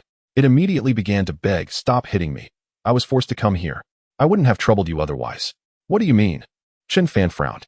Killer whales. 5 killer whales forced me to hunt that dolphin and come after you. The great white shark spilled everything. Please spare me. I'm a victim here. Chen Fan's expression turned grim. He had thought there were only 2 killer whales, but there were 5, and they hadn't given up on dealing with him. Weren't killer whales supposed to be friends of humans? Buddy, don't blame me. Blame those killer whales. Chen Fan said, smashing the shark's head repeatedly until it was completely still. Jia's Chen Fan has killed a great white shark. The fresh great white shark carcass will be amplified 100-fold for Jiuzhou. At the same time, a voice echoed through the void of blue star, stirring excitement among all who had watched the battle. I can't find any word other than formidable to describe Chen Fan. We're in for a treat. My husband is amazing. I want to go to the ocean world and have his babies. Without that spear gun, he'd be nothing. You have a spear gun, why don't you try it? Chen Fan sat in front of the wooden cabin, his expression grave as he muttered to himself, these killer whales are a huge threat to me. Until I eliminate them, I'll have no peace. Old floating stone, I have an idea. What is it? This idea is worth 10 huazi. Worth it or not, you have to speak first to judge. Chen Fan said, pinching his chin. Otherwise, what the hell are you talking about? My method is to become friends with them. Old Fusher said with utter seriousness. Although these killer whales are also class creatures, they are among the top tier of class. If you can befriend these 5, I believe it will greatly aid your survival journey. Damn. Chen Fan was speechless. If he had a way to befriend them, would he still be thinking of killing them? This sly old man had been beating around the bush for so long only to fart out a useless idea. As for those guys, I'll figure out a way to deal with them when I get to the island. After careful consideration, Chen Fan finally spoke. Killing this great white shark will serve as a deterrent to the killer whales. They won't dare to cause trouble for a while. True, after all, I've been keeping watch for you. Old Fusher analyzed seriously. Where are my 10 packs of cigarettes? Your suggestion wasn't adopted, so no cigarettes. Damn, shouldn't I get some reward for my brilliant advice? They'll give you a little red flower. You're the best in kindergarten. Chen Fan sinks and flips. Chen Fan is a fool. Damn it. Ignoring old Fusher, Chen Fan immediately dissected the great white shark, obtaining premium shark skin 1, shark teeth 2, and shark meat 4,000, 20 times more than the Mako shark. Keeping 100 units of shark meat, he listed the rest on the exchange. As class shark meat, 5 units of basic resources were needed to exchange for 1 unit of shark meat, though only 3 units of cotton were required. This shocked all the chosen ones of Jiuzhou. Wait, isn't this also shark meat? Why does it cost 5 basic resource units for 1 unit? Last time it was only 2 units. Has big shot Chen Fan gotten too big for his boots? Is he price gouging? Is he still a man of Jiuzhou? What do you know?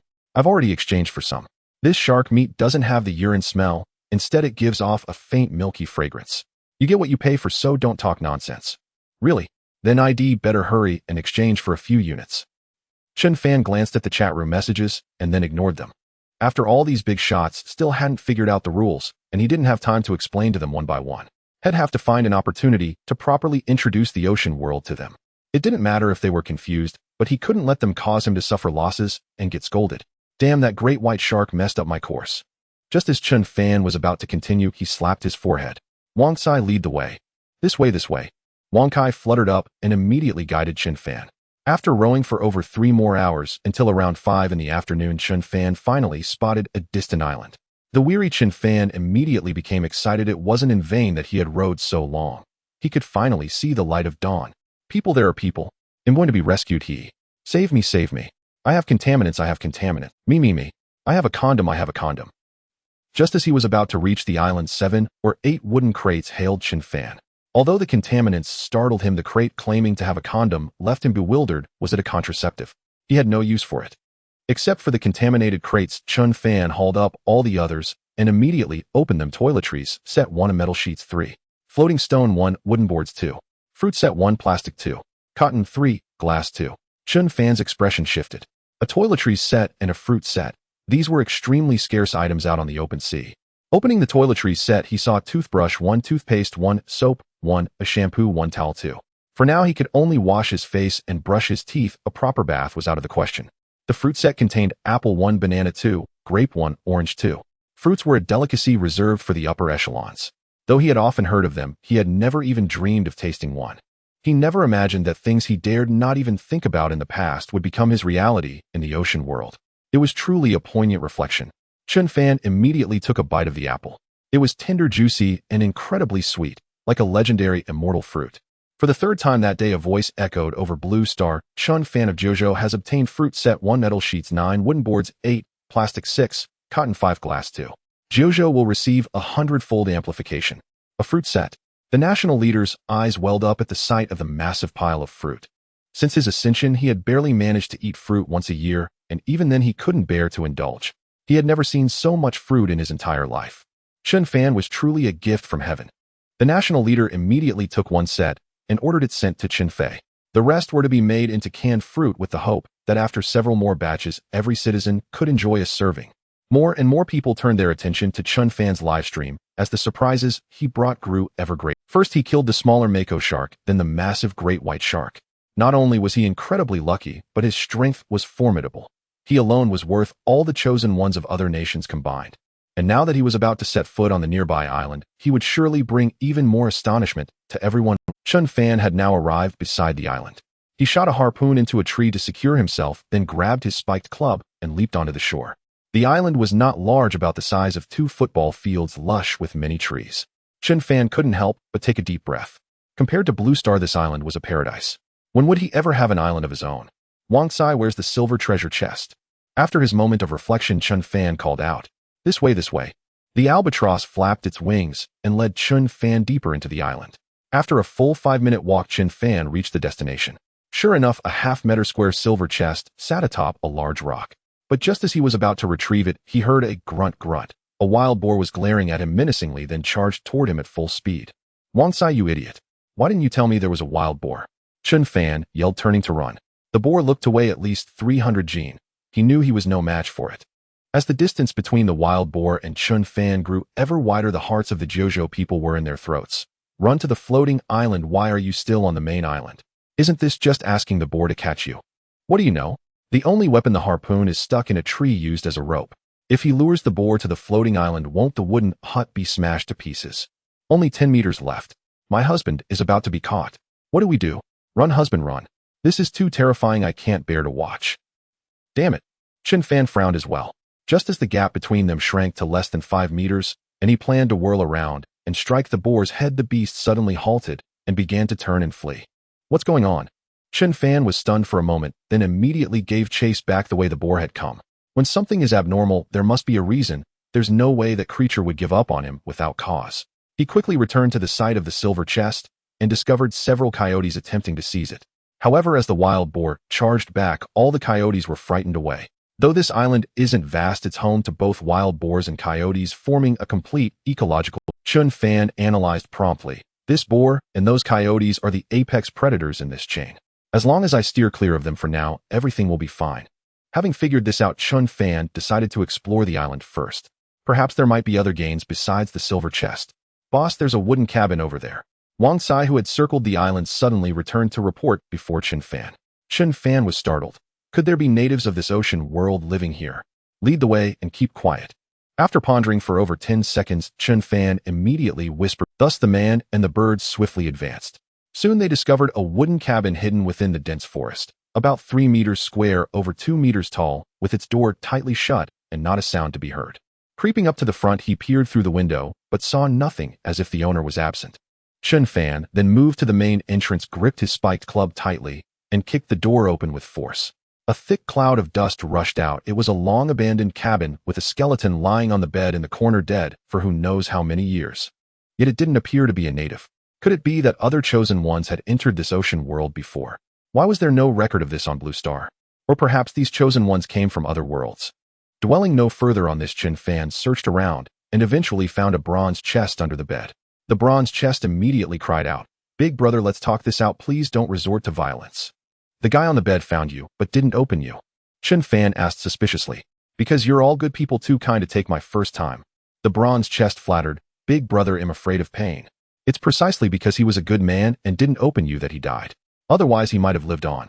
Chen Fan chuckled wryly, and without further ado, opened the bronze chest. Inside were 2 blueprints, crossbow blueprint 1 and basic trap blueprint 1. These were excellent finds. Setting aside the crossbow blueprint with the basic trap blueprint, wouldn't it be easy to take down the wild boar and claim the silver chest? Chen Fan immediately tossed the crossbow blueprint into the synthesis panel to inspect it. The crossbow required crossbow blueprint 1, wood planks 5, and metal sheets 3. Without hesitation, he crafted a crossbow, then used wood planks 2 and metal sheets 2 to make 10 bolts. He aimed at the wooden wall and pulled the trigger. The bolt sank straight into the log. Impressive power. After scavenging further and finding nothing of value, Chen Fan left the cabin and returned to where the silver chest lay. The coyotes had been driven off, leaving only the wild boar lying beside the chest, seemingly exhausted. It was already 6 in the evening, so Chen Fan decided to wait until nightfall, when the boar's eyesight would be poor, before making his move. Back on the floating island, Chen Fan took out a piece of shark meat and began to roast it. The rich aroma attracted the few coyotes, their dozen glowing green eyes fixed intently on Chen Fan. If not for the 5-meter gap between them and the shore, they would surely have pounced by now. Witnessing this, the people of Blue Star were utterly astonished. My God, how can there be so many wolves? How can Chen Fan possibly deal with them all? There's a 5-meter gap, but if they sprint, they can still leap onto the island. Husband, why aren't you running yet? Humph, the harpoon is tied to the tree. Jayuz's Chen Fan has lost his only weapon. He'll definitely be eaten by the wolves. Wasn't he arrogant? Wasn't he so tough? Now he doesn't even have time to untie the rope. Let's see how he survived. Everyone was either worried for Chen Fan or gloating as if he were already a corpse. Chen Fan, however, laughed heartily and shouted, "Gentlemen, have you come to die? No, we've come to eat you." One coyote barked, took a few steps back, then sprinted and leaped toward Chen Fan. Uffed. Chen Fan sneered disdainfully, raised his hand toward the coyote, and a bolt shot straight into its heart. The coyote let out a whimper midair, fell into Chen Fan's arms, and went still. Look, your buddy has already become one with me. Why don't you all come down? Chen Fan cradled the coyote, smiling as he waved at the others. Why did the boss jump into his arms like a dog and not move? Is a human's embrace really that comfortable? It feels like the boss isn't moving at all. Has he been hypnotized? Should we give it a try too? The few coyotes began conversing among themselves, and one even seemed eager to jump down. These fools deserve to be tricked to death. Old Fusher remarked disdainfully. They'd probably be counting the money for someone who sells them. If they were smart, the silver chest would have been theirs long ago, and there'd be nothing left for us. Chen Fan said contemptuously, "This is a good thing. Gentlemen, if you don't come now, they'll be leaving." Seeing the coyotes hesitating, Chen Fan shouted loudly, "Brothers, charge." Believing their leader had remained in Chen Fan's arms solely because of the warmth of a human embrace, and spurred on by Chen Fan's words, the coyotes hesitated no more and leaped toward him. Chen Fan cursed inwardly, raised his crossbow, and began attacking the coyotes. "Damn, we've been tricked." The lead jackal yelped as an arrow pierced its throat, letting out a sharp cry before crumpling at Chen Fan's feet. By the time the other jackals realized what had happened, it was too late. Save for the sole survivor at the rear, the remaining 5 jackals had already met their demise upon landing dead beyond any hope of recovery. "Ill avenge my brothers." The last jackal roared, enraged at the sight, baring its fangs and lunging with gaping jaws aimed straight for Chen Fan's throat. Out of bolts. Chen Fan remained unfazed, promptly brandishing his spiked club. No, no, no. Seeing this, the jackal's expression twisted in horror as it tried to halt midair, but the sheer momentum was far beyond its control. With a mournful howl, the jackal watched helplessly as the spiked club slammed into its face, sending it spinning through the air for 5 or 6 rotations before crashing to the ground dead, with eyes wide open in defiance. Thrilling. Old Fusher burst into hearty laughter. Indeed, with weapons in hand, our combat prowess. Tossing the crossbow idly, Chen Fan remarked with a smile. If it were a onion-own brawl, I'd hate to imagine how many bites I'd have taken before taking down all those jackals. Jojo, Chen Fan has slain 7 jackals. 7 fresh jackal carcasses will be amplified 100-fold for Jojo. Just then a voice resounded from the void above. The people of Blue Star erupted in excitement. Who'd have thought Chen Fan had such lethal weapons like crossbows hidden away? He's been keeping secrets far too well. Other chosen ones haven't even figured out their supply crates, yet while Chen Fan's already taking down great white sharks and jackals.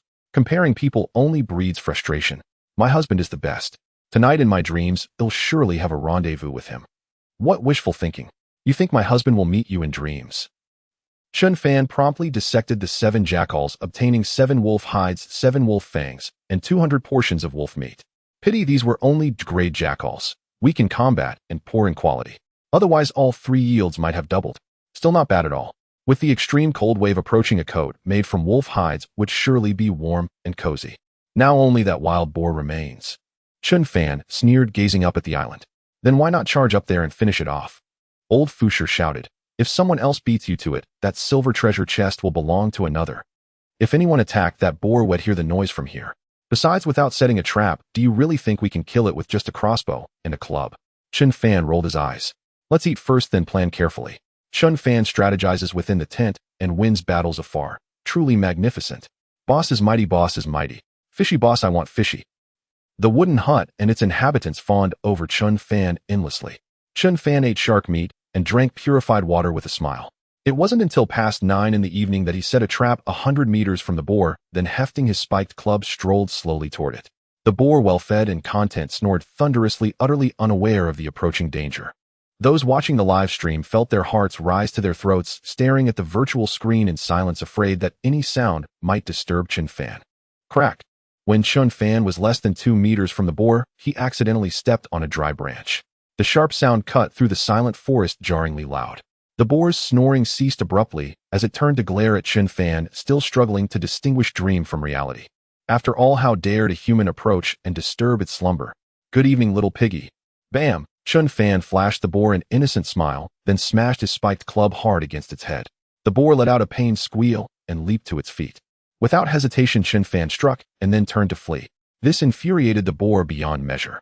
It had only been sleeping, and this despicable human dared to harass it. Even if it meant abandoning the chest, it would kill this human today. Brat, don't you dare run! The boar bellowed, charging after Chen Fan. Fueled by pain and rage, it moved with lightning speed, easily snapping trees as thick as bowls in its path. Boss, hurry up, it's catching up, it's catching up. Wang Sai, perched on the boar's back, barked incessantly at Chen Fan. The people of Blue Star were all on edge. Shoot it with the crossbow. Why just run? Can a human outrun a wild boar? If he couldn't beat it during the day, what makes tonight any different? Chen Fan is utterly overestimating himself. I'm so nervous. It feels like that boar is chasing me. Brat, you're dead meat. In the blink of an eye, they had covered 100 meters. The boar was nearly at Chen Fan's heels, leering at his round, firm backside before opening its massive jaws to bite. But the next second, Chen Fan leaped into the air. The boar felt a sudden weightlessness, as if the ground ahead had collapsed, and then it tumbled into a 2-meter-deep trap. Sharp wooden spikes 1 meter long and 10 centimeters thick pierced its body, causing it to squeal in agony. Even Bolt from a century ago would be ashamed compared to my speed, right? Chen Fan panted heavily, sitting on the ground and laughing heartily. I'm truly amazing. Jojo, Chen Fan has slain a wild boar. One fresh wild boar carcass will be amplified 100-fold for Jojo. At the same time, the voice echoed once more. Wild boar meat. My grandfather told me it's incredibly delicious, nothing like the mutant pigs we eat now. In just one day, Chen Fan has brought us so much food. Chosen ones from other countries can't even compare. Chen Fan, you are my god. The people of Jojo, about to drift into slumber, were once again stirred to excitement by Chen Fan. Chen Fan murmured to himself with a smile, today it's already the 5th time. Now the entire populace of Jojo can have a full meal. Returning to the trap, he saw the boar had been killed. He promptly dissected it, obtaining 1 boar hide, 2 tusks, and 200 portions of boar meat.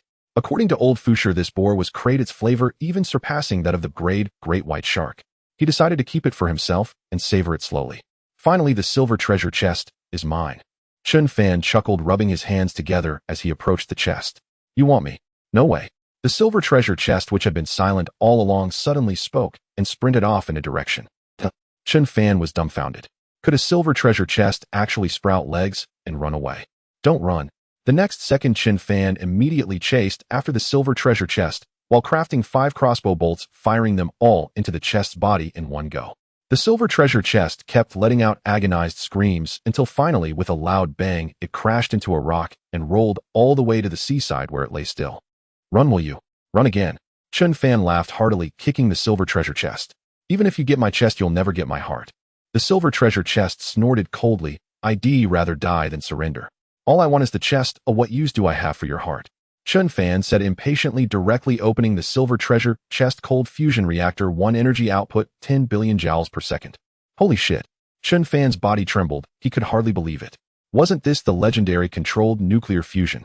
Moreover, the legendary controlled nuclear fusion produces massive amounts of light and heat, but this palm-sized cold fusion reactor could perform nuclear reactions at room temperature, and its energy output per second converted to electricity was 10 million kilowatts, enough to power 30 aircraft carriers. What did this mean?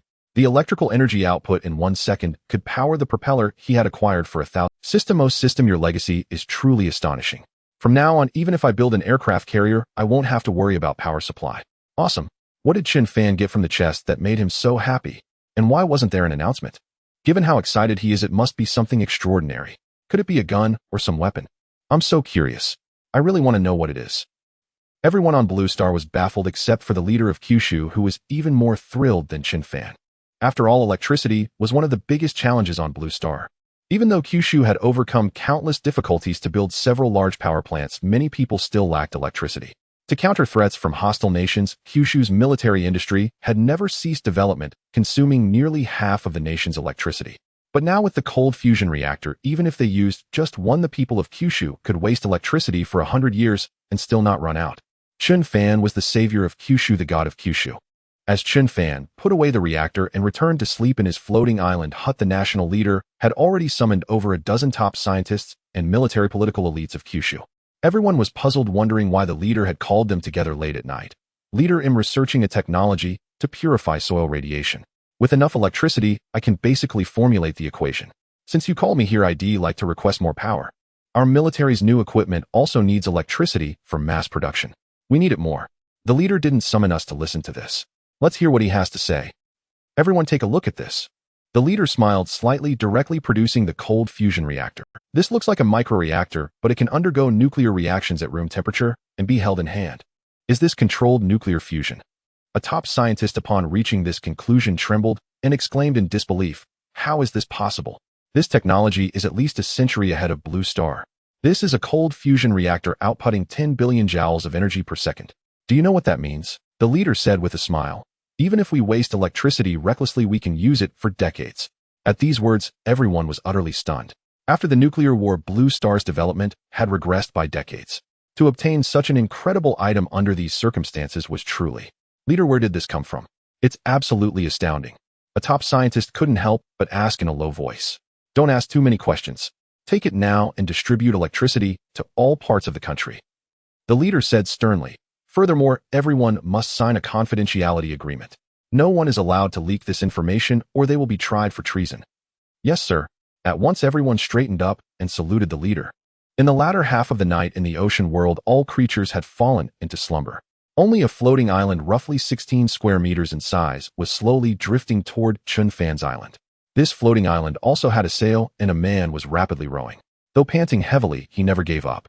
When he spotted Chen Fan's floating island, his expression shifted and he rowed even harder.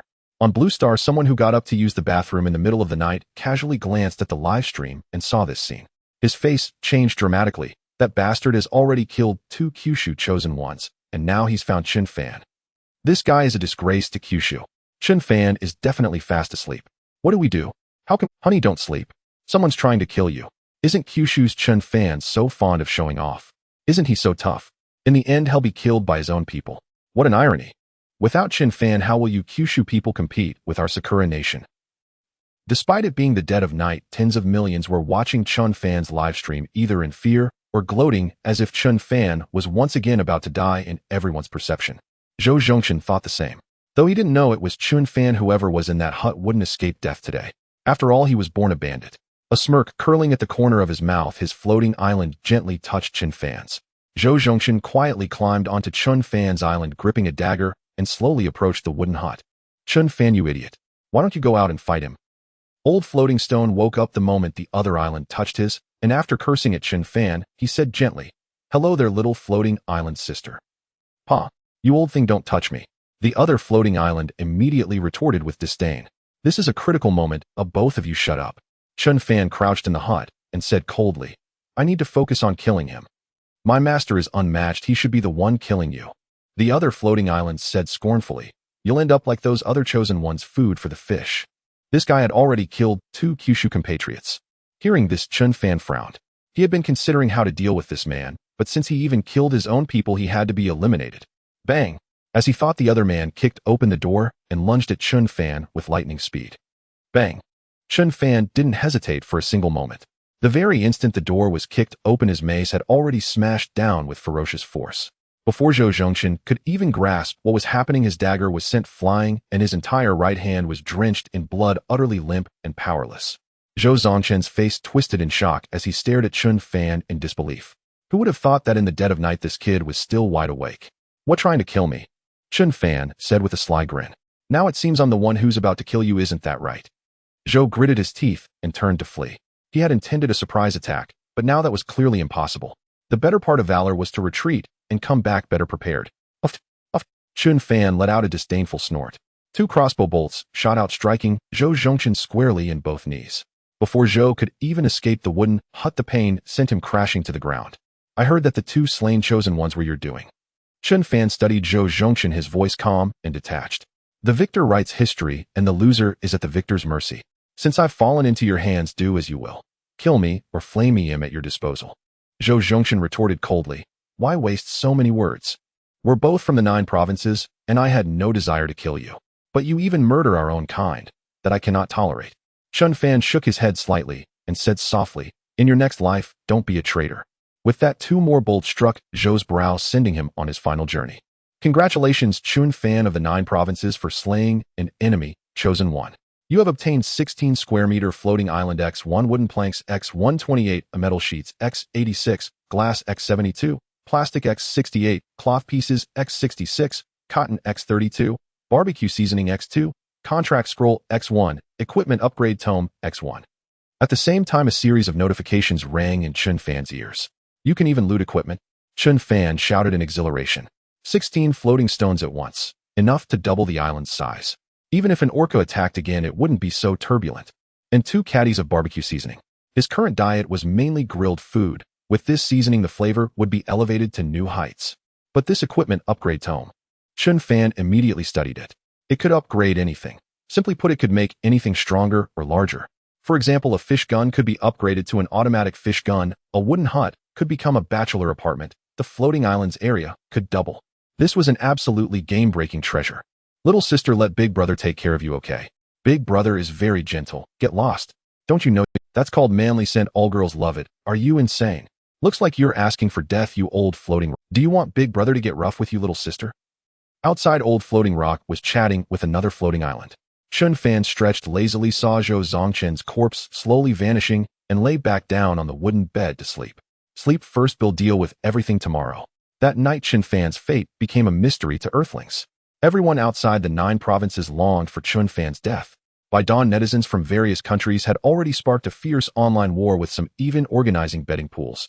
When Chen Fan finally emerged from the hut the next morning, stretching lazily, the people of the 9 provinces who had been tense all night erupted with joy. I told you Chen Fan couldn't possibly die. In the end, it was Chen Fan who killed the other guy, ha. Who dares curse my husband to die? That's too much. Chen Fan never capsizing. Chen Fan, supplies multiplying. Chen Fan was alive. Some rejoiced, others worried. Chen Fei, who had been too anxious to sleep, burst into tears of joy. The heavy stone in her heart finally lifted. Chen Fan then turned his attention to Zhou Zongchen's floating island. The 2 islands had been bickering all night, and now they were still at it. Chen Fan simply dismantled that island, infuriating old floating rock. How could you kill my wife? It could never be your wife. You couldn't win it over all night. Aren't you embarrassed? Chen Fan said solemnly. Now I'm going to expand your area. Tell me, do you want to become stronger, or do you want a wife? I want a wife. Old floating rock answered without hesitation. Damn, you're incorrigible. Chen Fan was taken aback. They'll find you a wife next time. For now, let's expand the area. With that, adding the 4 floating stones he had salvaged earlier, the island's area expanded to 36 square meters. Old floating rock nearly shrieked with excitement. Chen Fan, I fucking love you. It's more than doubled. This is incredible, haha. Don't rush, the best is yet to come. Chen Fan said immediately. He had made a decision. Since he was focusing on the floating island, he might as well go all out. Use the equipment upgrade tome on it. No sooner said than done. Chen Fan immediately applied the equipment upgrade tome to the floating island. With a faint flash of white light, the 36 square meter island expanded to 72 square meters. You're making me happier and happier, burp. Old floating rock laughed joyfully, unable to suppress a burp. Chen Fan, you are my god. If you just argue with me less, I'd be eternally grateful. Chen Fan said with mock irritation. Right. But this calls for a celebratory smoke. Old floating rock chuckled. Going from 16 to 72 stones in one go. It's nothing short of a miracle. Fine, today truly is a day of harvest. They'll grant you a smoke. Old floating rock chuckled. Going from 16 to 72 stones in one go. It's nothing short of a... Then Chen Fan turned back to the wooden hut. You need to move too. Now that we have a decent area, having you in the middle hinders future development. We need a proper plan. With that, Chen Fan moved the hut to one side, 2 meters from the shore, with the sail still on top. This left a large open space in front, and he placed the fishing harpoon at the far corner, a meter from the water's edge. Chen Fan, I feel so secure, the wooden hut chuckled. Naturally. As the island expands, you'll get up. Chen Fan nodded with a smile. Now it's time to give this floating island some speed. He took out the cold fusion reactor. As long as it was connected to an electric propeller, the floating island would become a speedboat. No more rowing with oars. Absolutely fantastic. How the hell do I install this? Chen Fan muttered to himself in bewilderment as he surveyed his surroundings. It's so smooth, and there don't seem to be any circuits or anything. After placing the electric propeller in the water behind the wooden cabin, he was at a loss as to what to do with the cold fusion reactor. Damn, after all this effort, what if it still doesn't work? Chen Fan scratched his head, feeling dejected. The real problem was his lack of knowledge about these things, otherwise he wouldn't be completely in the dark. If someone could offer me 3 fine cigarettes, I might become all-knowing and all-powerful. Old Fusher suddenly spoke up in a somber tone. Chen Fan was taken aback, his curiosity about old Fushy's past growing. How did this being even know about controlled nuclear fusion? Had he encountered it in the Forbidden Sea, or was it an ability bestowed upon him before the system exploded? But since he needed the stone's help, Chen Fan said nothing and dutifully lit 3 cigarettes, sticking them into the floating stone. Old Fusher immediately let out a series of ecstatic moans. Hey, can you stop making those disgusting noises? Anyone would think you've hit the jackpot, the wooden cabin exclaimed, utterly disgusted. How vile. Old Fusher chuckled incessantly. Find the exact center of my body, chisel a hole the same size as this thing, and embed it inside. Then every electrical component on my body will be operational. That's simple. Chen Fan asked incredulously. This thing works for an integrated hole. It can charge anything that's part of that hole, Old Fusher said with mock seriousness. No need to thank me. If I'd known it was this easy, I wouldn't have wasted those 3 cigarettes. Chen Fan grumbled, immediately running off to carry out the task. As the reactor was embedded into the center of the floating island, the propeller exclaimed excitedly, I've got it. I've got it. Power's on, let's move forward. Chen Fan said, looking up at Wang Kai. Wang Sai, have you scouted the route yet? All scouted. There are 2 groups of wooden crates in this direction. Wang Kai immediately pointed in a direction. Chen Fan, aren't you planning to wait out the extreme cold wave here before leaving? The wooden cabin asked doubtfully. Minus 30 degrees isn't exactly a walk in the park. We still have 5 days, there's no rush. Chen Fan chuckled. At worst, we can come back the day before the extreme cold wave hits. Otherwise, we'll miss out on so many supply crates. Right. Then I'm off, the propeller said, and with the aid of the sail, it immediately set off in the direction Wang Kai had indicated. What left Chen Fan a bit speechless was that even with the propeller's assistance, the speed was only 30 knots, which translated to about 54 kilometers per hour. Still, it was much faster than rowing with oars. With the propeller and sail working in tandem, Chen Fan didn't even need to constantly steer. The island could proceed in the designated direction. It couldn't be more convenient. Sigh, if only every day could be this carefree. Sitting on the floating island, gazing at the ocean scenery, Chen Fan couldn't help but sigh with contentment.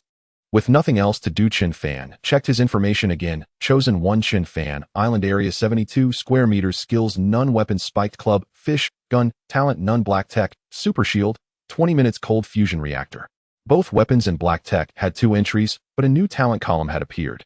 It seemed that skills and talents might not be directly related to him for now. What changes would come with further development? If only he could get an offensive black tech. After the newbie period ended, he could sweep through the chosen ones from other countries. That would be fantastic. Boss, fish me out. Me. I've got a blueprint. Fish me out first. Soon 5 or 6 wooden crates drifted over. Listening to their chattering, Chen Fan cheerfully fished them all out. Wood planks X3, metal sheets X2.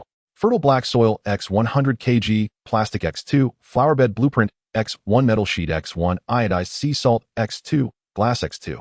Whoa, am I seeing things? So many goodies this time. Chen Fan examined the loot in disbelief. Those fruit seeds could be planted in the flowerbed, and he could achieve fruit self-sufficiency. Most importantly, there were 2 genes of sea salt, exactly what he needed most. From now on, even ordinary food could be made delicious. Above Blue Star, a voice immediately rang out. Jiuzhou's Chen Fan has obtained fertile black soil X 100 kg, iodized sea salt X2, wood planks X12, metal sheets X8, plastic X5, glass X3. Jiuzhou shall receive 100-fold amplification. Nearly everyone on Blue Star trembled. Fertile black soil, soil free from nuclear contamination, and 10 tons of it at that. What a concept. It was practically priceless. Moreover, the natural sea salt was of a quality many times higher than industrially produced salt. It was incredibly exciting. Chen Fan, you are my god. I want to bear your children. With uncontaminated soil, we can grow all kinds of plants. Will we soon be eating our own grain? Perhaps all the nuclear contamination in Jiuzhou will eventually be buried under meters of fertile black soil and vanish completely. That will be a monumental project. Chen Fan immediately tossed the flowerbed blueprint into the crafting menu, using 14 wood planks to build a 12-square-meter flowerbed. He then evenly spread all 100 kilograms of fertile black soil inside, planted the 2 apple seeds from the apple he had eaten earlier, and waited for them to sprout. Who would have thought that what started as mere survival would turn into a life of leisure? The thought alone was delightful. Big brother, I have something to say, but am not sure if I should, the propeller suddenly said, gurgling through the air. Spit it out or hold it in. Chen Fan said immediately. I saw massive creatures underwater following us, and more than one. The propeller said with great gravity. I'm afraid they mean us harm. Killer whales. Chen Fan narrowed his eyes. He knew those killer whales wouldn't just let things go, but he hadn't expected them to be tailing him all along. If not for the propeller's warning, he would still be in the dark. It seemed they wanted a final showdown before the extreme cold wave arrived. They're closing in from all sides. Just as Chen Fan was pondering this, the propeller shouted in terror. Damn, I was just considering when they'd make a move, and they struck immediately. Chen Fan's face turned grim. But this isn't the best moment to kill them yet. Just admit you can't beat them right now and drop the act. Old Floating Rock retorted with irritation. What do you know? Chen Fan roared. There are 5 killer whales now. The harpoon can only take down 1. If the remaining 4 keep hounding us until the super shield expires, we'll be dead meat. Youngsters are so hot-tempered. Old Floating Rock sighed helplessly. I was going to teach you how to deal with them, but since you yelled at me, forget it. Oh, your plan is to befriend them. Chen Fan sneered. No. Let me put it this way, those killer whales swim at about 48 kilometers per hour, while I cruise at 54. There's already a gap. If you hoist another sail with 2 sails, escaping their encirclement would be a breeze, right? An old fox is hard to fool. Old Floating Rock's life experience was indeed rich. Chen Fan immediately mounted the sail head seized from Zhou Zhongchen on the other end of the wooden hut and said, hurry and adjust the sail. Full speed ahead. You think he'll adjust just because you say so? Where's my dignity? The sail retorted disdainfully. Besides, you killed my master. I haven't settled that score yet. Oh, so you'd rather face the consequences? Chen Fan frowned. Bro, better not mess with our boss, sail no. One advised, or you'll end up regretting it. Boss, they're closing in, the propeller warned urgently. Wang Sai pull. Chen Fan squinted and bellowed. Even if you call Wang Sai or Fugawei and Jixiang your sail grandpa won't give you face. Ouch. Before he could finish, sail no. 2 cried out in pain. You dared to shit on my head. Wang Sai, cover it with shit. Chen Fan roared. He'll risk my life today to make you know who's boss here. He'll do it too. With that, Chen Fan prepared to fling a turd at sail no. 2. He'll adjust direction right now, full speed. Sail no. 2 instantly lost its nerve and began adjusting, causing their speed to surge. The 5 killer whales were about to encircle the floating island when it shot through the gap between 2 of them, one whale nearly biting the floating rock. Damn it, how did his island get so fast? The killer whale growled through gritted teeth as the island sped away. The cold snap is coming. If we don't kill him before it hits, we'll lose our chance. One killer whale rumbled. Our task is to kill him before the novice period ends. We still have half a month before the cold snap is over, and so as long as we finish him before those chosen ones' novice period ends, the master won't complain. Stick with him for now and strike when the chance comes, the lead killer whale ordered, and the 5 brothers resumed their pursuit. Chen Fan lit a cigarette and stuck it into the floating island, then said with a grin, as long as we all work together, nothing's impossible. If anyone slacks off again, they'll be eliminated. Right, Chen Fan is the best, the wooden hut flattered. With nothing else to do, Chen Fan took a rare break to browse the chat room and was startled. Has anyone noticed? Someone on the exchange is trading other basic resources for cotton. Yeah, and the price is pretty fair. We swapped for cotton, then used basics to buy shark meat. It's cheaper than buying shark meat directly. Exactly a sure profit. Damn, someone's competing with me for cotton. Has another big shot learned about the extreme cold snap? Everyone was new to this strange ocean world. He had Old Floating Rock to enlighten him. Where did the others get? Just then a private message alert sounded. A user named Young Master Chi messaged him, Big shot, I've got plenty of cotton. Interested in buying? Chen Fan paused and checked the exchange. It was this guy competing with him for cotton. What's the price, he asked. 2 units of cotton for 1 unit of shark meat, Young Master Chi replied. Are you insane? Chen Fan was nearly shocked. Since when is cotton almost as valuable as food? You're buying up cotton in bulk, so it must be useful to you, Young Master Chi answered. So trading 2 cottons for 1 shark meat is perfectly reasonable, isn't it? Keep it for yourself then. I can't afford it. Chen Fan said, exasperated, and stopped responding. Did this guy really take him for a fool? He already had enough cotton for winter clothes. He was just stockpiling to sell at a high price when the cold hit. Besides, without a coat, making blueprint cotton was useless to them. Young Master Chi thought he was so clever. Let's see how he fared when the extreme cold arrived. It's almost noon, and I haven't fished up a single crate. Chen Fan complained to Wang Kai. Hey Wang Sai, are you messing with me? Didn't you say this route had plenty of crates? Yes boss, this route does have a lot. Wang Kai nodded solemnly. I swear on never eating 4 dishes in my life. That's serious? I got lost and went off course, the propeller admitted awkwardly. We both lost our way, the 2 sails chimed in. Can't tell directions. Damn, Chen Fan sighed. Without a compass, getting lost was common. This was a real problem. Forget it'll pick a new direction after lunch. With that, Chen Fan set up a grill, took out wild boar meat, and started roasting. The crated meat was already fragrant, and with barbecue seasoning and sea salt, the aroma spread for nearly 100 miles. Chen Fan swore it was the most delicious smell had ever encountered. Even Wang Kai drooled on the wooden hut, much to the hut's disgust.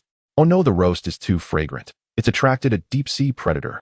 Old Floating Rock suddenly shouted in terror. Run, propeller. Are you dead? Get moving, run. Their aura is too terrifying. I'm paralyzed, I can't move, the propeller stammered. What the hell is scaring you so much? Chen Fan's heart leaped into his throat as he listened to their exchange. But in the next second, Old Floating Stone simply played dead. Even the propeller gradually lost power, following suit and feigning death. Damn! Chen Fan's face turned pale as he grabbed the crossbow, ready to fight the so-called deep-sea killer. Splash! With the sound of water, two burly men emerged from the depths, their hands gripping the floating stone as they stared intently at the roasted meat, saliva dripping into the water. Fragrant, truly fragrant. What kind of food is this? Why does it smell so delicious? Should we each snatch a piece? He probably wouldn't dare to resist, right? But weren't we told not to interfere with anything in the marginal waters? The two chatted on and on, utterly oblivious that Chen Fan had overheard their entire conversation. As their talk grew increasingly absurd, Chen Fan finally couldn't help but speak up. Brothers, don't just stand there. Join me for lunch. He then took out several more pieces of roasted meat from his inventory and placed them on the grill. Since these two could scare a scoundrel like Old Floating Stone into silence, they must possess extraordinary abilities. If he could win them over with roasted meat, nothing could be better. You can understand us.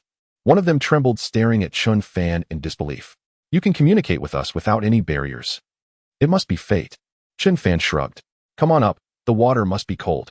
The two exchanged glances, said no more, and immediately leaped onto the floating island. Chen Fan's expression shifted dramatically. These creatures had the upper bodies and heads of ordinary humans, but below the waist they had fish tails with only the tail fins moving like feet. They were none other than mermen. Old Floating Stone had just called them deep-sea killers. Could their combat prowess be formidable? The people on Blue Star were even more stunned than Chen Fan. Whoa, what's going on? Are there mermaids in the ocean world? Their lips are moving. Are they talking? Can Chen Fan actually communicate with the mermaid race? I hope these two mermen kill that arrogant Jojo Chen Fan and teach him a lesson. You Americans are truly shameless. Why not wish death upon your own people? Little brother, what kind of food is this? How can it be so delicious? Fish Armor stared fixedly at the roasted meat, unable to resist, asking again. This is my carefully crafted roasted meat, exceptionally flavorful.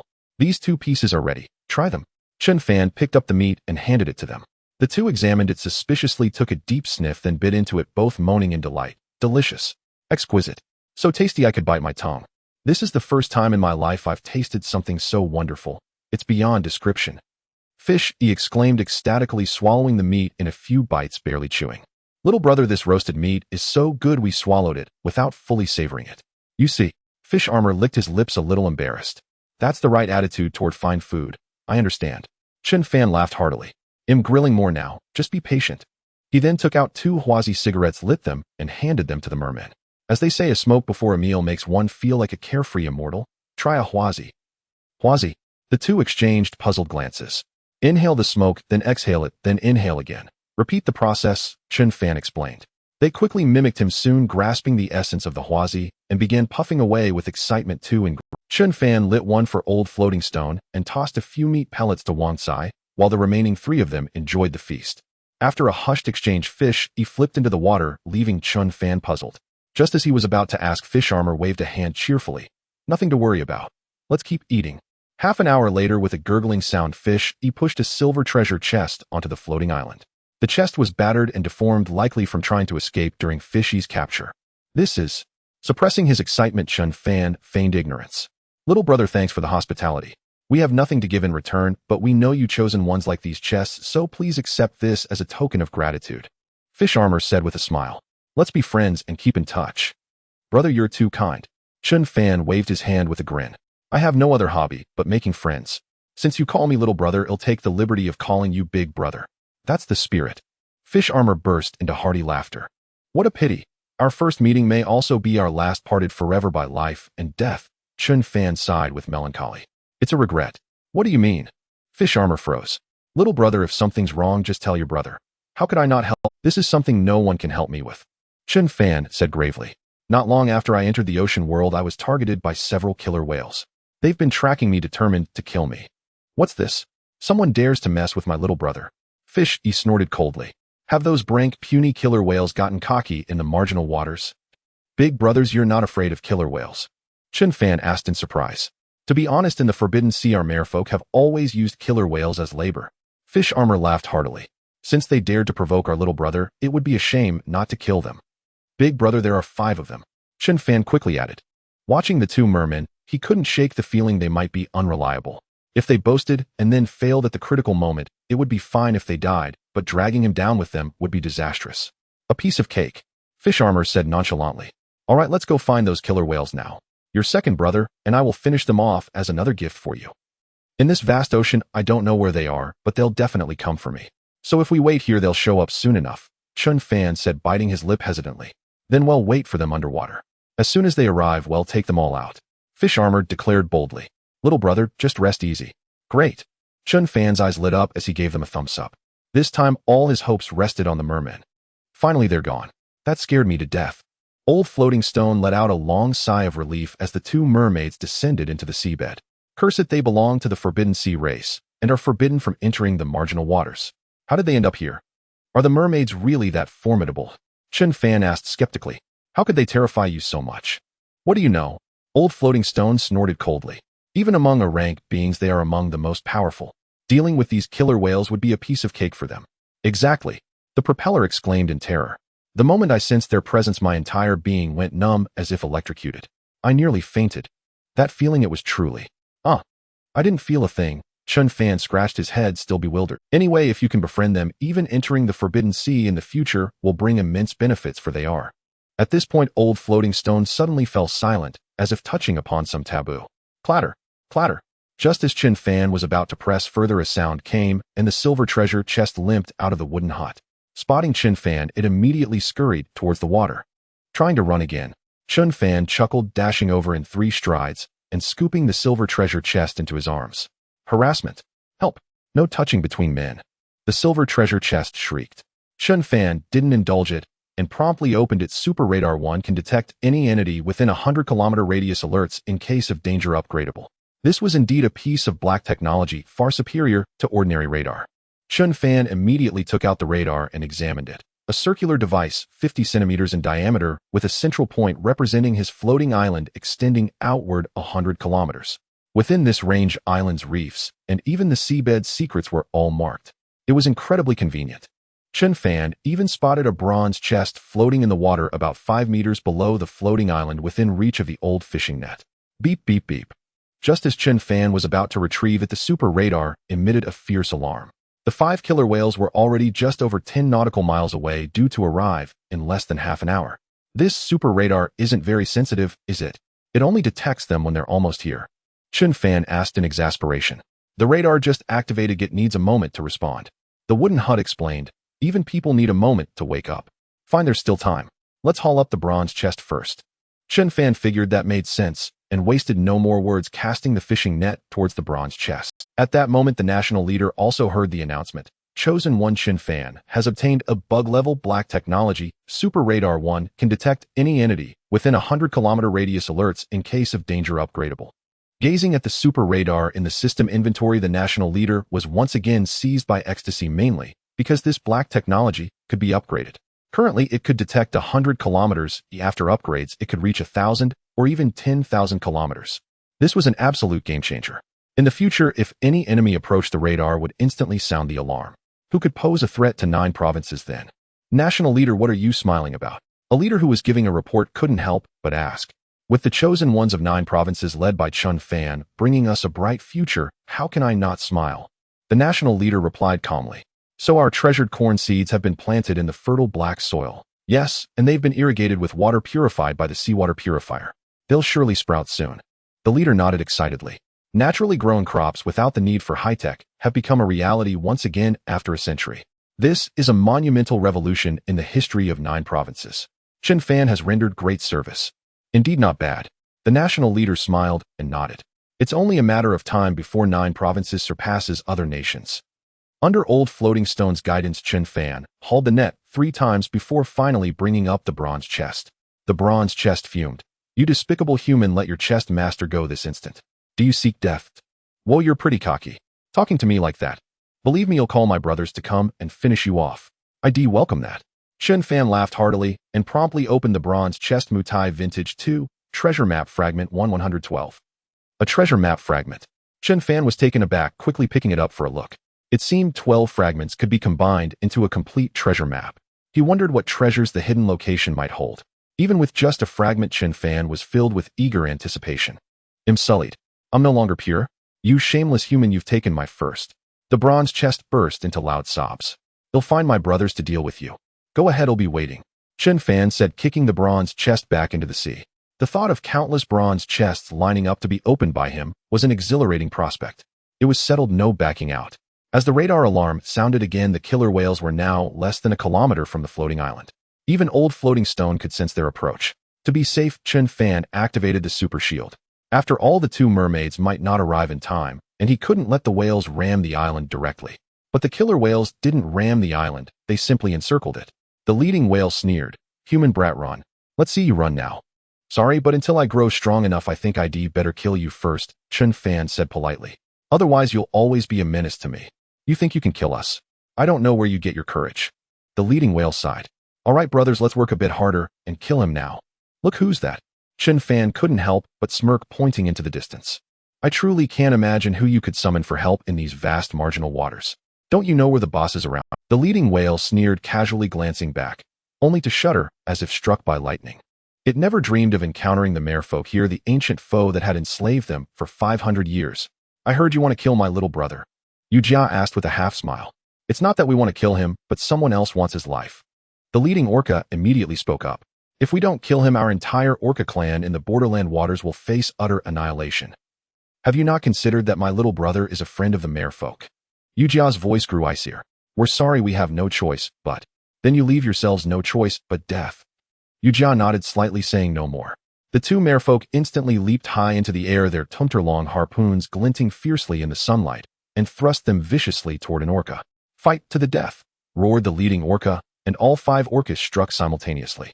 Soon the entire sea surface was stained crimson. The 5 orcas and 2 merfolk clashed beneath the waves, leaving nothing visible but scarlet blood and rising bubbles. On Blue Star, nearly hundreds of millions were watching Chen Fan's livestream. No one had expected him to reach a level where he dealt with merfolk and orcas. It was simply incredible. Are my eyes deceiving me? Those 2 merfolk are helping Chen Fan attack the orcas. How terrifying. How did Chen Fan communicate with the merfolk? Will he find a merfolk wife next? Chen Fan of Jojo, as they say, the rigid breaks easily. He won't last long. What's so great about that bastard? How thrilling. Truly the valiant warriors of the merfolk race. 5 orcas beaten until they wail for their mothers. Old Fusher exclaimed excitedly, spittle flying, laughing heartily. "I'm about to pee myself. Ooh, I desperately need a smoke to calm my ecstatic nerves. We'll share one later." Chen Fan was anxious, but hearing Old Fushy's words, he finally relaxed. This was a sure win. Detected that the viewer count of Chosen One Chen Fan's livestream has exceeded 100 million. Reward a lucky self-select gift pack. Keep up the good work. Suddenly the voice echoed in Chen Fan's ears. Chen Fan's expression shifted. He saw a gift pack icon appear in his inventory. Upon opening it, several options emerged: a pair of adult ducks laying 2 eggs daily, breeding once every 3 months. Floating Stone X20, Super Plant Nutrient X5, 1 dose equals a month's growth. Seawater Purifier Upgrade Blueprint X1. Floating Stone. Floating Stone. I want Floating Stone. Old Fusher immediately roared with excitement. "Chen Fan, you are my god. 20 floating stones. We're rich, haha." Chen Fan pursed his lips. Since these items existed, they were all present in the ocean world. He didn't need Floating Stone's nutrient or the Purifier Blueprint for now. But the duck couple. Who could resist the temptation of 2 duck eggs for breakfast every day? A plan formed in Chen Fan's mind, and he immediately chose the adult duck couple. 2 ducks instantly appeared on the floating island, scampering joyfully. "I'm a little duck, quack, quack, quack. I'm a little duck, quack, quack, quack." "Chen Fan, you idiot. 20 floating stones, that's 20 square meters." Old Fusher was so furious, he nearly fainted. "You chose 2 ducks that only quack loudly." "What do you mean only quack? We can swim, lay eggs, sing, and even poop. Aren't those all virtues?" The drake shouted, then with a plop dropped a pile of dung on the floating island. "Damn disgusting." Old Fushy's face twisted in anger as he cursed. "From now on, do your business, either in the water or in the flower bed. That's truly revolting." Chen Fan twitched his mouth and immediately ordered. Got it, boss Fan. The drake winked at Chen Fan, then both ducks plunged into the sea with a splash and began swimming. On Blue Star, after viewers saw the ducks in Chen Fan's livestream, a voice rang out. Chen Fan of Jojo has obtained a pair of adult ducks laying 2 eggs daily, breeding once every 3 months. Jojo will receive 100-fold amplification. Whoa! At those words, the people of Jojo erupted in excited cheers. 100 duck couples could lay 200 eggs a day. In 3 months, that would be 18,000 eggs. If all hatched, that meant 18,000 ducks which would continue laying eggs. Within a year, every citizen of Jojo could enjoy duck eggs and even duck meat. These were authentic ducks from a century ago, their flavor far superior to the mutant ducks of today. A full 5 minutes passed. Sensing danger, the 2 ducks scurried back onto the floating island. Then the carcasses of 5 orcas floated to the surface and the 2 merfolk leaped onto the island. What a struggle. We finally finished them off, haha. Truly heroic brothers. Chen Fan gave them a thumbs up, then immediately decomposed the orcas, obtaining orca hide x5, orca teeth x25, orca meat x300. What a haul. 30,000 units of grade B orca meat, incredibly delicious. If he didn't sell it, just eating it himself would last him 2 years. Chen Fan of Jojo has slain 5 orcas. Jojo will receive 100-fold amplification of fresh orca carcasses. Before the people of Jojo could recover from their excitement, the voice echoed across Blue Star once more. This time, every citizen of Jojo nearly jumped for joy. 500 orcas should yield millions of pounds of whale meat. Made into canned fish, each of us can get a share. Chen Fan, you are my god. When it comes to ocean survival, you have to look to Chen Fan. Once the newcomer period ends, Chen Fan of Jojo is doomed. Our country will definitely issue a kill order against him. Stupid America, my husband alone can take out all your country's chosen ones. It's you who deserve to die. Yu Jia waved his hand with a smile. Brother, this is our gift to you. But we smuggled ourselves here from the Forbidden Sea, so we can't stay long. We have to go back. Want you stay for dinner? Chen Fan was taken aback. I've got 2 bottles of fine wine. Let's drink until we're drunk. Save it for next time. We have rules. We can't interfere with you chosen ones. Yu Jia waved dismissively, then his expression turned serious. But I have to ask you, brother. Did you offend some big shot right after entering the ocean world? What do you mean? Chen Fan's expression also grew serious at Yu Jia's words. These 5 killer whales were likely commanded by someone to kill you, Yu Jia explained. As for who that person is, they dared not speak of it, even at the cost of their lives. Is that so? Chen Fan frowned deeply. Since entering the marine world 4 days ago, he had been nothing but law-abiding, never crossing anyone, and had only met one person, Zhou Zhongchen. How could that man be someone capable of commanding killer whales? Could it be that the enemy was after the system? But the system had already been destroyed. In the deep sea, cracks have appeared in the barrier between the marginal sea and the Forbidden Sea. We were ordered to investigate the marginal waters, and we passed through these very cracks, Yui spoke up. Since we made it through, other powerful marine creatures might discover the openings as well. The marginal sea is about to become perilous. What are you investigating? Chen Fan pressed. That is beyond your reach. Knowing too much would do you no good. Yu Jia waved dismissively. We must return. See you in the Forbidden Sea. With that, as if fleeing from something dreadful, he plunged into the water and vanished. Such haste. Chen Fan was utterly bewildered. A race from the Forbidden Sea investigating the marginal sea. Could something terrible have happened in the Forbidden Sea that now threatens these waters? Could it be? Old Pumice seemed to recall something, but hesitated. Old Pumice, do you know something? Chen Fan rubbed his chin, suspicion creeping into his voice. I'm just a stoner, what could I possibly know? If you tell me what you know, I'll give you 5 cigarettes, and 1 every day after that. But I truly don't know. Even if you gave me all the cigarettes, I couldn't tell you what I don't know. Old Pumice shrieked, his voice nearly hoarse, whether out of genuine ignorance or fear of speaking. Chen Fan decided to drop the matter for now. As Yu Jia had said, knowing too much was indeed harmful. Better to live in the present. Still, he lit a cigarette and passed it to Old Pumice, eliciting a pleasured groan from the stone. Glancing at the items listed on the exchange, he saw young Master Chi was still hoarding cotton. It seemed that fellow was determined to corner him. Chen Fan took 10,000 units of his 30,000 units of killer whale meat and set up trades, a 1-ton exchange for basic supplies, except cotton, which he offered at 1 unit of cotton for 2 units of meat. You think you've got me cornered, huh? With 5 days until the extreme cold snap, I bet you can't sit still with all that cotton piling up. This move sent shockwaves through the chat room, making Chen Fan the center of attention. Whoa, Chen Fan is practically giving stuff away. 1 ton for everything else, and even 2 ton for cotton. No matter who the chosen ones of Jojo are, I hereby declare Chen Fan their leader. His selfless generosity is truly moving. This is the benevolence, righteousness, and love that Jojo embodies. Soon after, listing a private message alert chimed. Chen Fan expected it to be young Master Chi, but it was a girl named Lien Pei. Sir Chen Fan, can I trade something else for the meat? Though you might not need it. Show me, Chen Fan replied instantly. Lien Pei placed a cotton coat blueprint on the trade panel. She felt embarrassed. Under the scorching sun, offering a winter coat blueprint for food seemed absurd. She half expected a scolding. But Chen Fan nearly fainted from excitement. The extreme cold was imminent and had been pondering how to turn cotton into winter coats. Now the blueprint had fallen into his lap. Heaven truly favored him. He immediately put 20 units of killer whale meat and a bottle of water on the trade panel. This is all Lien Pei's anxious heart leaped with joy. She hit the trade button, fearing he might change his mind. Chen Fan couldn't stop grinning. He added Lien Pei as a friend. If you ever come across anything unusual, trade it to me. He'll give you the best price. Thank you, Sir Chen Fan, she said, repeatedly expressing her gratitude. I should be thanking you, he thought. Chen Fan tossed the blueprint into the synthesis panel. It was for a full set of cotton clothing requiring 40 cloth pieces, 20 cotton units, and 5 plastic units capable of withstanding temperatures of -30 degrees Celsius. This was tailor-made for the extreme cold. One coat could fetch a high price, but alas, he could only trade with the chosen ones of his own nation. Otherwise, he'd be rolling in riches. Wondering if it would work, he threw a few wolf pelts into the synthesis panel. A faint gray light flashed, and a wolf fur coat appeared, fitting him perfectly. But the moment he put it on, the coat felt like a furnace searing his skin. He tore it off in a panic. This was far warmer than cotton. When the extreme cold arrived, wearing just this coat would keep him snug and cozy. And with the remaining pelts, he could make another coat. The cost-effectiveness was incredible. The thought alone filled. Finally, young Master Chi's private message arrived. Boss, I've got a sea of cotton. Let's trade 1 tin for the meat. It's a steal. Sorry, I've already collected plenty of cotton. I don't need yours, Chen Fan replied mercilessly. 1 tatwo is my limit.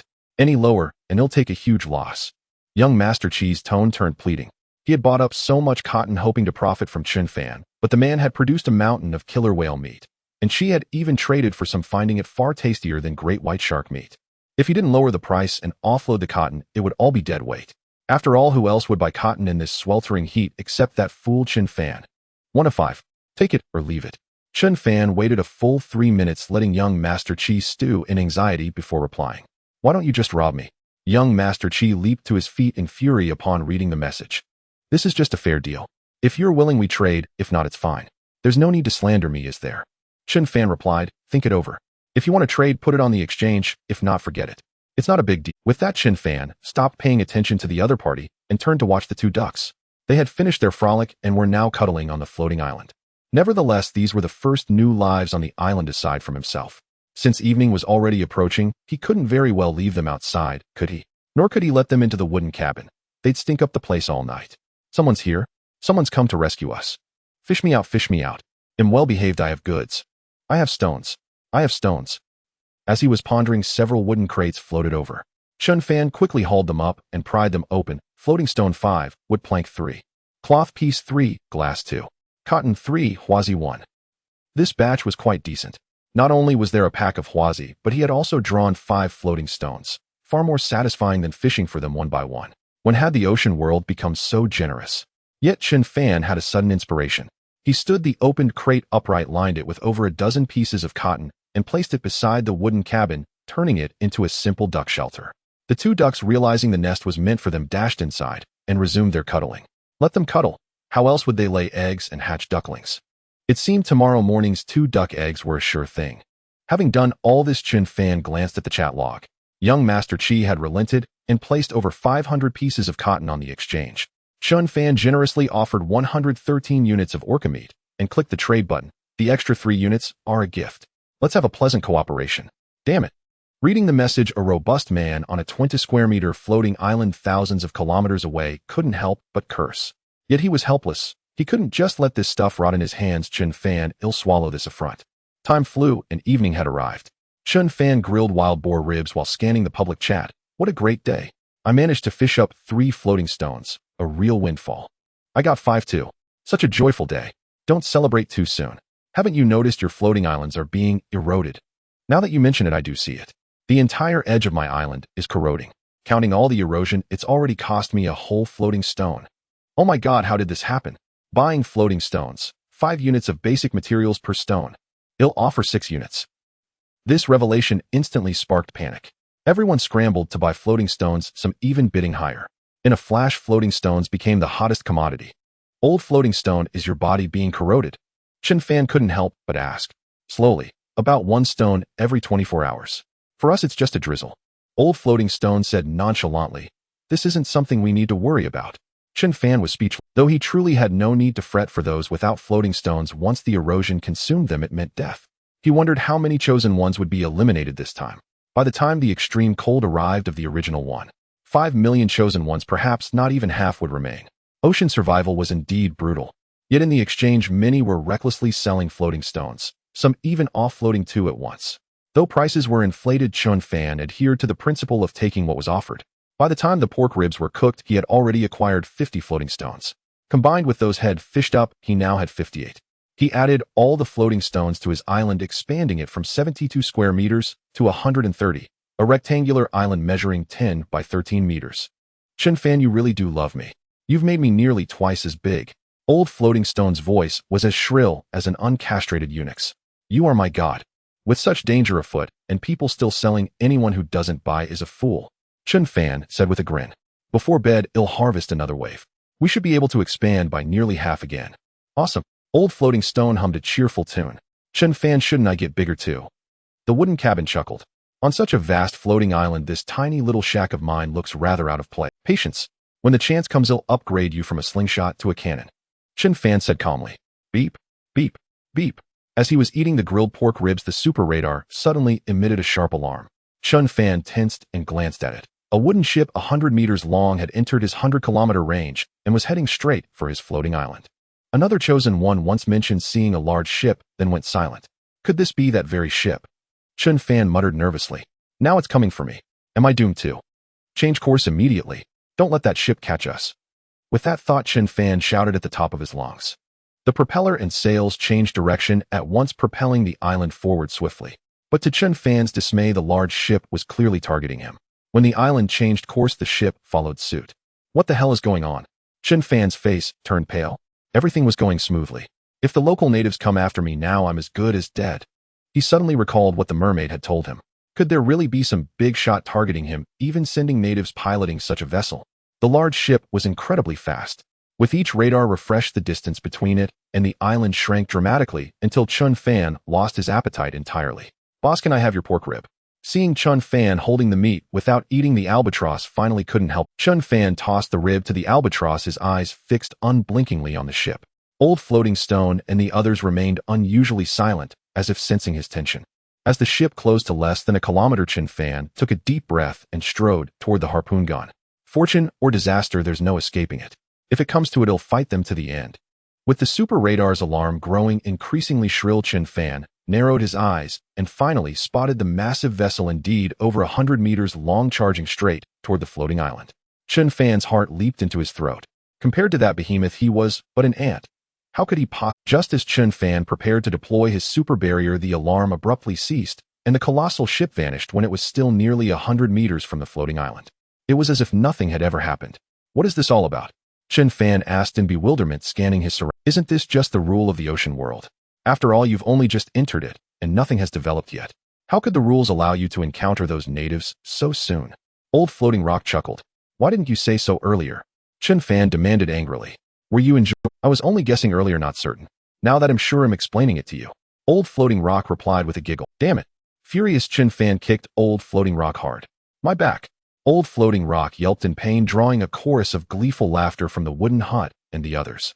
With the danger gone, Chen Fan hummed a tune as he began grilling meat, pulling out a bottle of beer to celebrate his narrow escape. As night fell, Chen Fan decided to harvest another batch of floating rocks.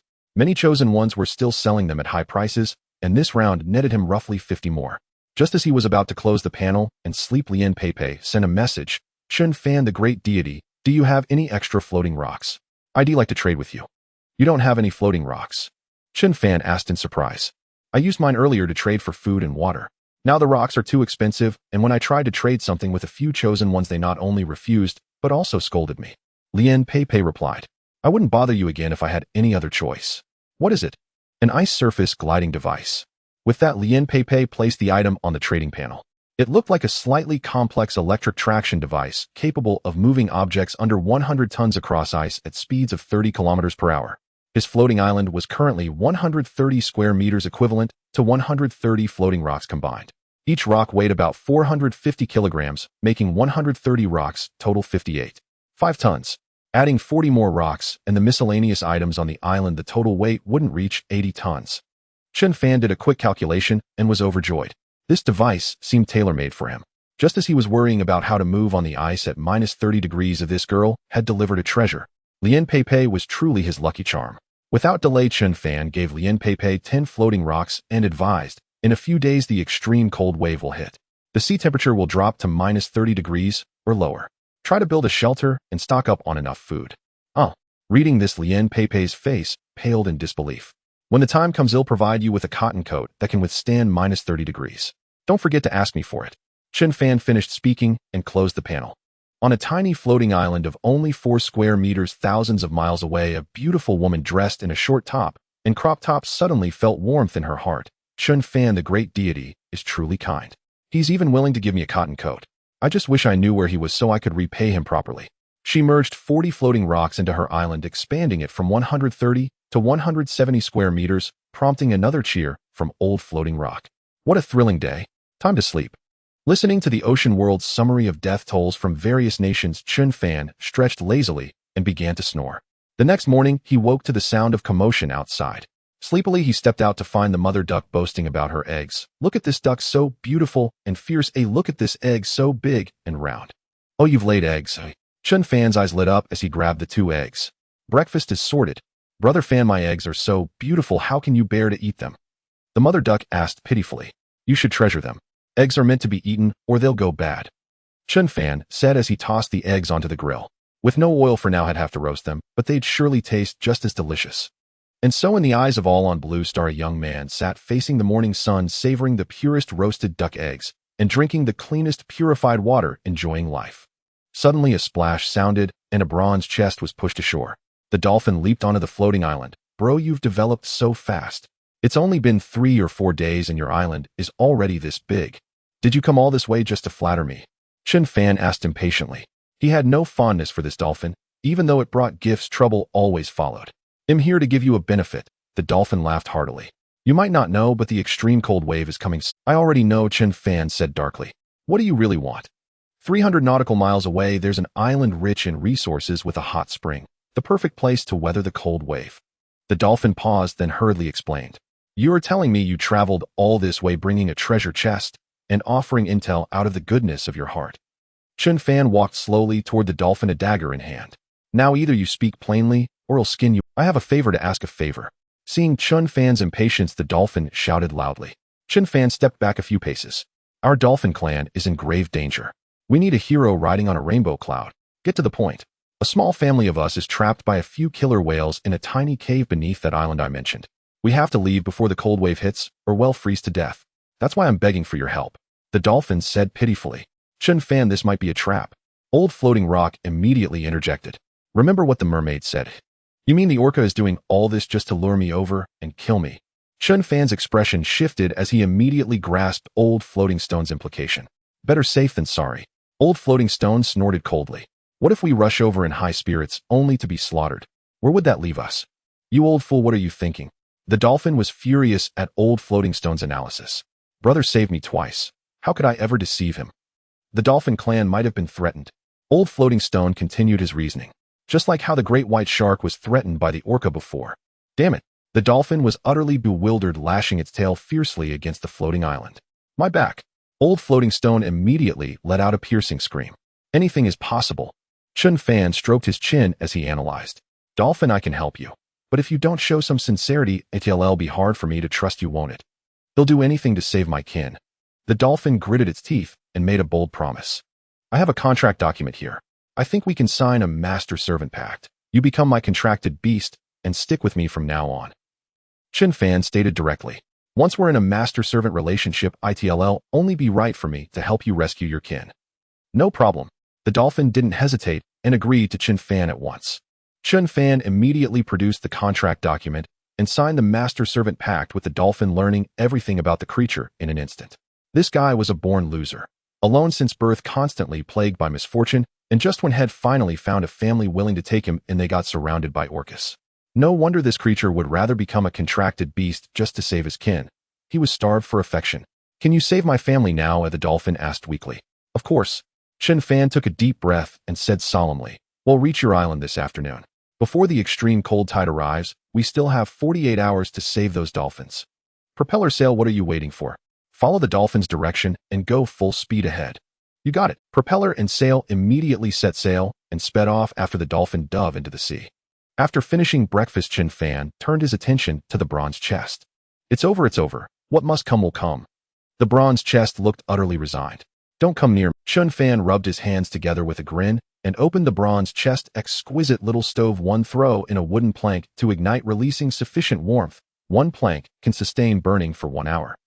Well, Chen Fan scratched his head. It seemed he had no use for this item. What a pity. Meanwhile, those watching Chen Fan's live stream were puzzled. Why has so much cotton been appearing lately? I've seen plenty of people getting little stoves too. In the scorching summer heat, who needs a fire? I reckon something's brewing. Maybe the ocean world is about to enter winter. I wonder where that dolphin is leading Chen Fan. And some of the things Chen Fan has obtained haven't been amplified into the real world, have they? Don't rush. Surprises always come later. Boss, there are plenty of chests in other directions. Should we swing by and grab them? Just over 2 hours into their journey, Wang Kai suddenly perched on Chen Fan's shoulder and asked, let's go. Chen Fan agreed immediately. Though they were heading to rescue the dolphins, without formidable strength, simply charging over would be futile. If he could get some attack weapons from the chests, wouldn't all the problems be solved? With the dolphins' help, 11 wooden chests were hauled up in under an hour. Chen Fan opened them all at once. Wooden planks 3, floating stones 2. Fertile black soil 100 kg, plastic 3. Super plant nutrient 1 dose equals a month's growth period, cotton 2. Contract document 1, cloth pieces 3. What a bumper harvest. Leading the team with Wang Kai really paid off. Otherwise all these treasures would have been missed. Above the blue star, a voice echoed once more. Jia's Chen Fan has obtained fertile black soil 100 kg, super plant nutrient 1 dose equals a month's growth period, mineral water 5. Wooden planks 25, metal sheets 17, plastic 15, cloth pieces 10, cotton 7. 8 items total. Jojo will receive 100-fold amplification. Contract document 1, cloth pieces 3. What a bumper harvest. Leading the team with Wang Kai really paid off. Otherwise all these treasures would have been missed. Would turn it into a 4-leaf 1 heart. Could this be considered a form of high-tech? The national leader immediately took 20 doses of the super nutrient and ordered subordinates to dilute them with water and apply them to the cornfields, eager to see just how miraculous this agent was. If the nation could replicate it, it would be a milestone for agriculture. The people of Jojo were ecstatic. See that? Chen Fan the Great got his hands on some super nutrient that can drastically shorten crop maturation time. Isn't Chen Fan in the same ocean world as the other chosen ones? How come he's so far ahead of them? Jia's Chen Fan will surely die at the hands of my beautiful nation's Sea Dog Special Forces. Once the newcomer period is over, my Sakura nation's chosen ones will mobilize in full force to assassinate Jia's Chen Fan. Chen Fan had no time to bother with affairs on the blue star. He crafted another flower bed, filled it with fertile black soil, ate a peach, planted the pit inside, then diluted the super nutrient and poured it over the peach pit and the 2 apple seeds had planted earlier. A rustling sound arose, and within just 5 minutes the seeds had sprouted and broken through the soil, eventually growing into seedlings 10 centimeters tall. This is hope. Chen Fan couldn't help but sigh as he gazed at the 3 seedlings. Without this super plant nutrient, the seeds might not have even germinated. Then the dolphin pushed another bronze chest onto the floating island. Chen Fan frowned, about to lose his temper, when he spotted a massive dorsal fin breaking the surface of the sea, charging straight toward them. Great white shark. Old floating stone shrieked. Shield. Boom. The next second, the great white shark slammed into the floating island, causing a slight tremor. Dazed from the impact, the shark glared furiously at Chen Fan. A great white shark is about to board the island, and the super radar didn't even sound an alarm. The legacy the system left me isn't exactly reliable, is it? Damn it, this great white shark isn't coming for you. Why would I raise an alarm? The super radar's exasperated voice rang out. I'm not taking the blame for this. Not coming for me. Chen Fan was taken aback and couldn't help but look toward the dolphin. That creature is coming for me, the dolphin replied awkwardly. Big brother, you know me well. There has indeed been a great white shark in my life that has been causing me trouble all along. Kid, you have only 2 choices now, either hand over that dolphin or perish between my razor-sharp teeth. The great white shark declared wildly. Even if you think you're strong in our great white shark family, humans are merely an after-dinner snack. Is that so impressive? Chen Fan marveled as he sized up the great white shark, rubbing his chin and asking, "Then I'm curious, how many of you are there?" 15 or 16, the great white shark bellowed with confidence. "Even if each of us rams you once, your floating island won't hold out for long." "Dolphin, how many killer whales are blocking you?" Chen Fan seemed to think of something and immediately asked the dolphin. 3 killer whales. The dolphin answered promptly, "They've trapped 5 of my family members." Chen Fan smiled, sat down directly across from the great white shark, and pointed at the harpoon gun. "A few days ago, I killed a great white shark with this harpoon. I wasn't very strong back then, but now I'm more than capable of taking you down. However, I'm willing to give you a chance. Let's make a deal." "What do you mean?" The great white shark, somewhat intimidated, glanced at the harpoon gun and asked seriously. It had only been focused on the dolphin and hadn't noticed the harpoon gun. Even if it turned to flee now, there was no guarantee this human wouldn't hit it. "Damn, I was careless. I need to eliminate 3 killer whales now, but I don't have the strength to do it alone. You and your brothers can help me take them down, and their flesh will be yours." Chen Fan made a decisive offer. "That way I won't attack you. We'll sign a contract right now, a fair trade. Killer whales are our sworn enemies." The great white shark roared, "Besides, we're no match for killer whales. If every 5 of you take on 1 killer whale, can't you handle them?" Chen Fan said, already standing before the harpoon gun. "Besides, I'll be helping you. The natural enemy of great white sharks is the killer whale. I've already taken down 5, and now I'm going after 3 more. This is nothing but beneficial to your family. Why are you hesitating and overthinking things?"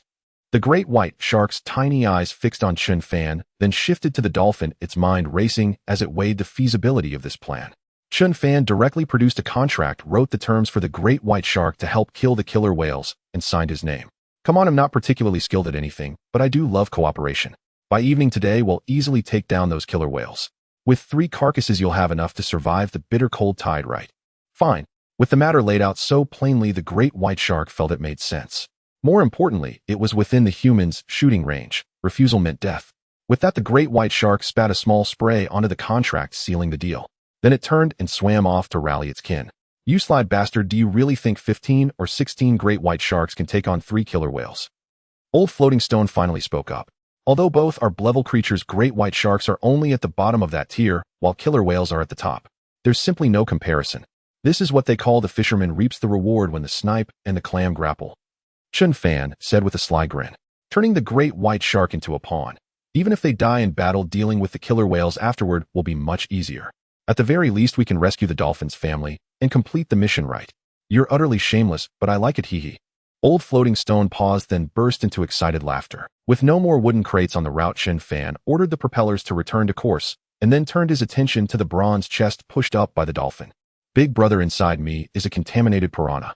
If you open it, it'll attack you," the bronze chest immediately shouted. "For your own safety, you'd better kick me back into the sea." "No way. After all the trouble of fishing you out, kicking you back would be pointless." Chen Fan chuckled. "My favorite game is opening blind boxes. Just accept your fate." With that, he opened the bronze chest. Directly, harpoon gun upgrade blueprint X1. Chen Fan was over. An ordinary harpoon gun could handle a great white shark, but it was hardly sufficient against a killer whale. However, an upgraded version could at least hold 1 killer whale at bay for a short time, buying the great white sharks enough time to fight. A plan formed in his mind. Chen Fan immediately crafted the upgraded harpoon gun. Though it was still a tripod standing about 1.5 meters tall, its durability had tripled. The reinforced fishing line had been extended from 20 meters to 50 meters, and the harpoon itself was about 1.5 meters long. Once it struck, the Overton centimeter barbed hooks would lock onto the target firmly. It was almost too convenient. Now that's secure. Stroking the harpoon gun, Chen Fan couldn't help but smile. With 95 accuracy, what prey could possibly escape? "Please command me freely, master." The harpoon gun suddenly emitted a sultry voice that sent a shiver down Chen Fan's spine. It was a delicate little lowly voice. "Oh, my little gun sister, I'm your floating stone big brother. Come play with me. In the wooden cabin, Uncle Handsome and Mighty." "Damn, are you trying to take advantage of me?" Old Floating Stone immediately started arguing with the wooden cabin, drawing a series of giggles from the harpoon gun, which utterly captivated all the men on the floating island. Time flew by, and soon it was afternoon. According to the radar, the island was less than 3 nautical miles away. Sure enough, 3 killer whales were circling a sea cave. Based on the super radar's principle, that only threats to him would appear. This meant the 3 killer whales were indeed targeting him. Just then, the killer whales spotted Chen Fan and turned their attention toward the floating island, charging straight at it. Chen Fan immediately activated the super barrier, enduring a direct collision from one of the killer whales. Chen Fan realized that this killer whale was much larger than the two he had encountered before. Even though the floating island now spanned 170 square meters, he could still feel a slight tremor. The massive head of the killer whale slowly surfaced a cold sneer in its eyes as it glared at Chen Fan and growled, "Chen Fan, isn't it? We finally meet. It seems I've never wronged you. Why are you coming after me?" Chen Fan took a deep breath, finally voicing the question that had plagued him for so long. "Does a dying man need to know so much?" the killer whale sneered. "Even if you knew you couldn't change a thing, you can do nothing but wait for death. Are you so sure it's me who will die?" Chen Fan retorted with a cold smirk. "Why waste words on it?" Old Floating Rock bellowed, "Soon we'll have pan-seared killer whale meat. Absolutely delightful. You're asking for death." The killer whale, enraged, suddenly spun around and slammed its massive tail against the floating island. Wham! In the nick of time, Chen Fan stepped forward and fired the harpoon gun, the projectile piercing the killer whale's tail. The instant pain made the beast shriek as it shot away with a swift whoosh. The other two killer whales charged over immediately, intending to rescue their leader. Unexpectedly, over a dozen great white sharks raced in from afar, crashing fiercely into the killer whales. "Brothers, kill these two, and we'll have food for the winter. Are you courting death?" The two killer whales were caught off guard. "Since when do our prey dare to attack us? With over a dozen of us, we might just be a match for you two," the lead great white shark declared confidently. "Prepare to die. Kill them." The two killer whales roared in unison, plunging into the shark pack like wolves among sheep, turning the tide to retaliate against the great whites. The dolphins swiftly entered the underwater cave and shouted with a grave expression, "Family, we're saved. Hurry and leave." "Did you summon those great whites and the human?" The elder mother dolphin couldn't help but ask. "To make that human save us, I signed a master-servant pact with him. He's the one who tricked the great whites into coming," the dolphin explained. "You?" The 5 dolphins were stunned. This naive dolphin who had just joined their family had willingly become a human's contracted beast to save them all. The elder mother dolphin wept with joy. "You foolish child, how could you be so silly? How can we ever repay? We're family. No need for talk of repayment. Just find some crates for my master from now on. If he's well." The dolphin chuckled. "What are you all waiting for? Flee now." The 5 dolphins finally snapped out of it, leaving the cave and escaping far from these waters. Though the 2 killer whales were formidable, facing over a dozen great white sharks left them strained. They had killed several sharks, but were wounded themselves. Even if they wiped out all the sharks, it would be a Pyrrhic victory. This made them glance at their leader on the surface. The leader killer whale was now in dire straits. Trapped by the propeller, and sail, it could barely swim, and being too close to the floating island made it difficult to turn and attack. Chen Fan, meanwhile, had crafted a massive number of crossbow bolts, firing them continuously from the island's edge into the whale's body.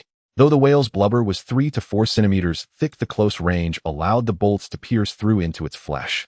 On Blue Star, all viewers watching the live stream were stunned, unable to believe a mere human would challenge a killer whale.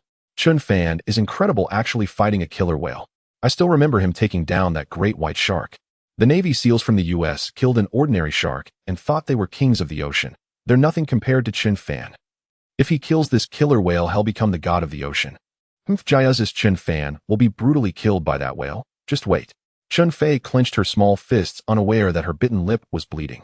"Brother, you have to hold on." "Chen Fan, you don't think this attack can hurt me, do you?" The leader killer whale taunted, though it was in agony. "I feel the pain, but it's not fatal. Once my brothers finish off the sharks, they'll capsize you and finish you off. Then you'd better see if you can last until then." Chen Fan smirked, pulling out a spiked club and slamming it down on the bolts. The exposed 20-centimeter-long bolts were driven entirely into the whale's body. "Damn, that looks painful. 25-centimeter arrows." Old Floating Rock laughed heartily. "A few more hits and I'll die from the pain." "You bastard, you're a disgrace to humanity," the killer whale roared. "If you've got the guts, kill me. I'm already doing that, don't rush me." Chen Fan chuckled, swinging the club repeatedly. Soon over 20 bolts were embedded in the whale's body, staining the surrounding waters red with blood. "Still not enough? Our weapons can't handle such a giant." Old Floating Rock shouted.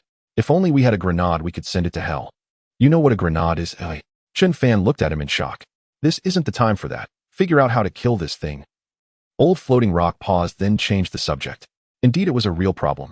Chen Fan glanced at the dagger head seized from Zhou Zhongchen, sharp enough to cut through iron like mud. If he used it on the killer whale, he immediately released the whale from its restraints. The 50-meter fishing line snapped taut as the whale turned and rammed the floating island at full speed. "You bastard, it'll make you die." Chen Fan smirked, coldly retreating over 10 meters before crouching and charging swiftly toward the... This sight made everyone gasp, many covering their eyes in horror. What is Chen Fan doing? No matter how strong a human is, how can they face a behemoth like a killer whale eating? Is he insane? Oh my god, this is terrifying. I can't watch. I told you Jayuz's Chen Fan is too arrogant. Just because he took down a great white, he thinks he can match a killer whale. He's walking to his death. Jojo start mourning for Chen Fan. He's doomed today. Amid the crowd's exclamations, Chen Fan leaped high, gripping the dagger with both hands, and drove it deep into the whale's head. The 30-centimeter blade sank entirely into the beast's skull. The killer whale let out a mournful cry, twisting its body and dragging Chen Fan into the deep waters.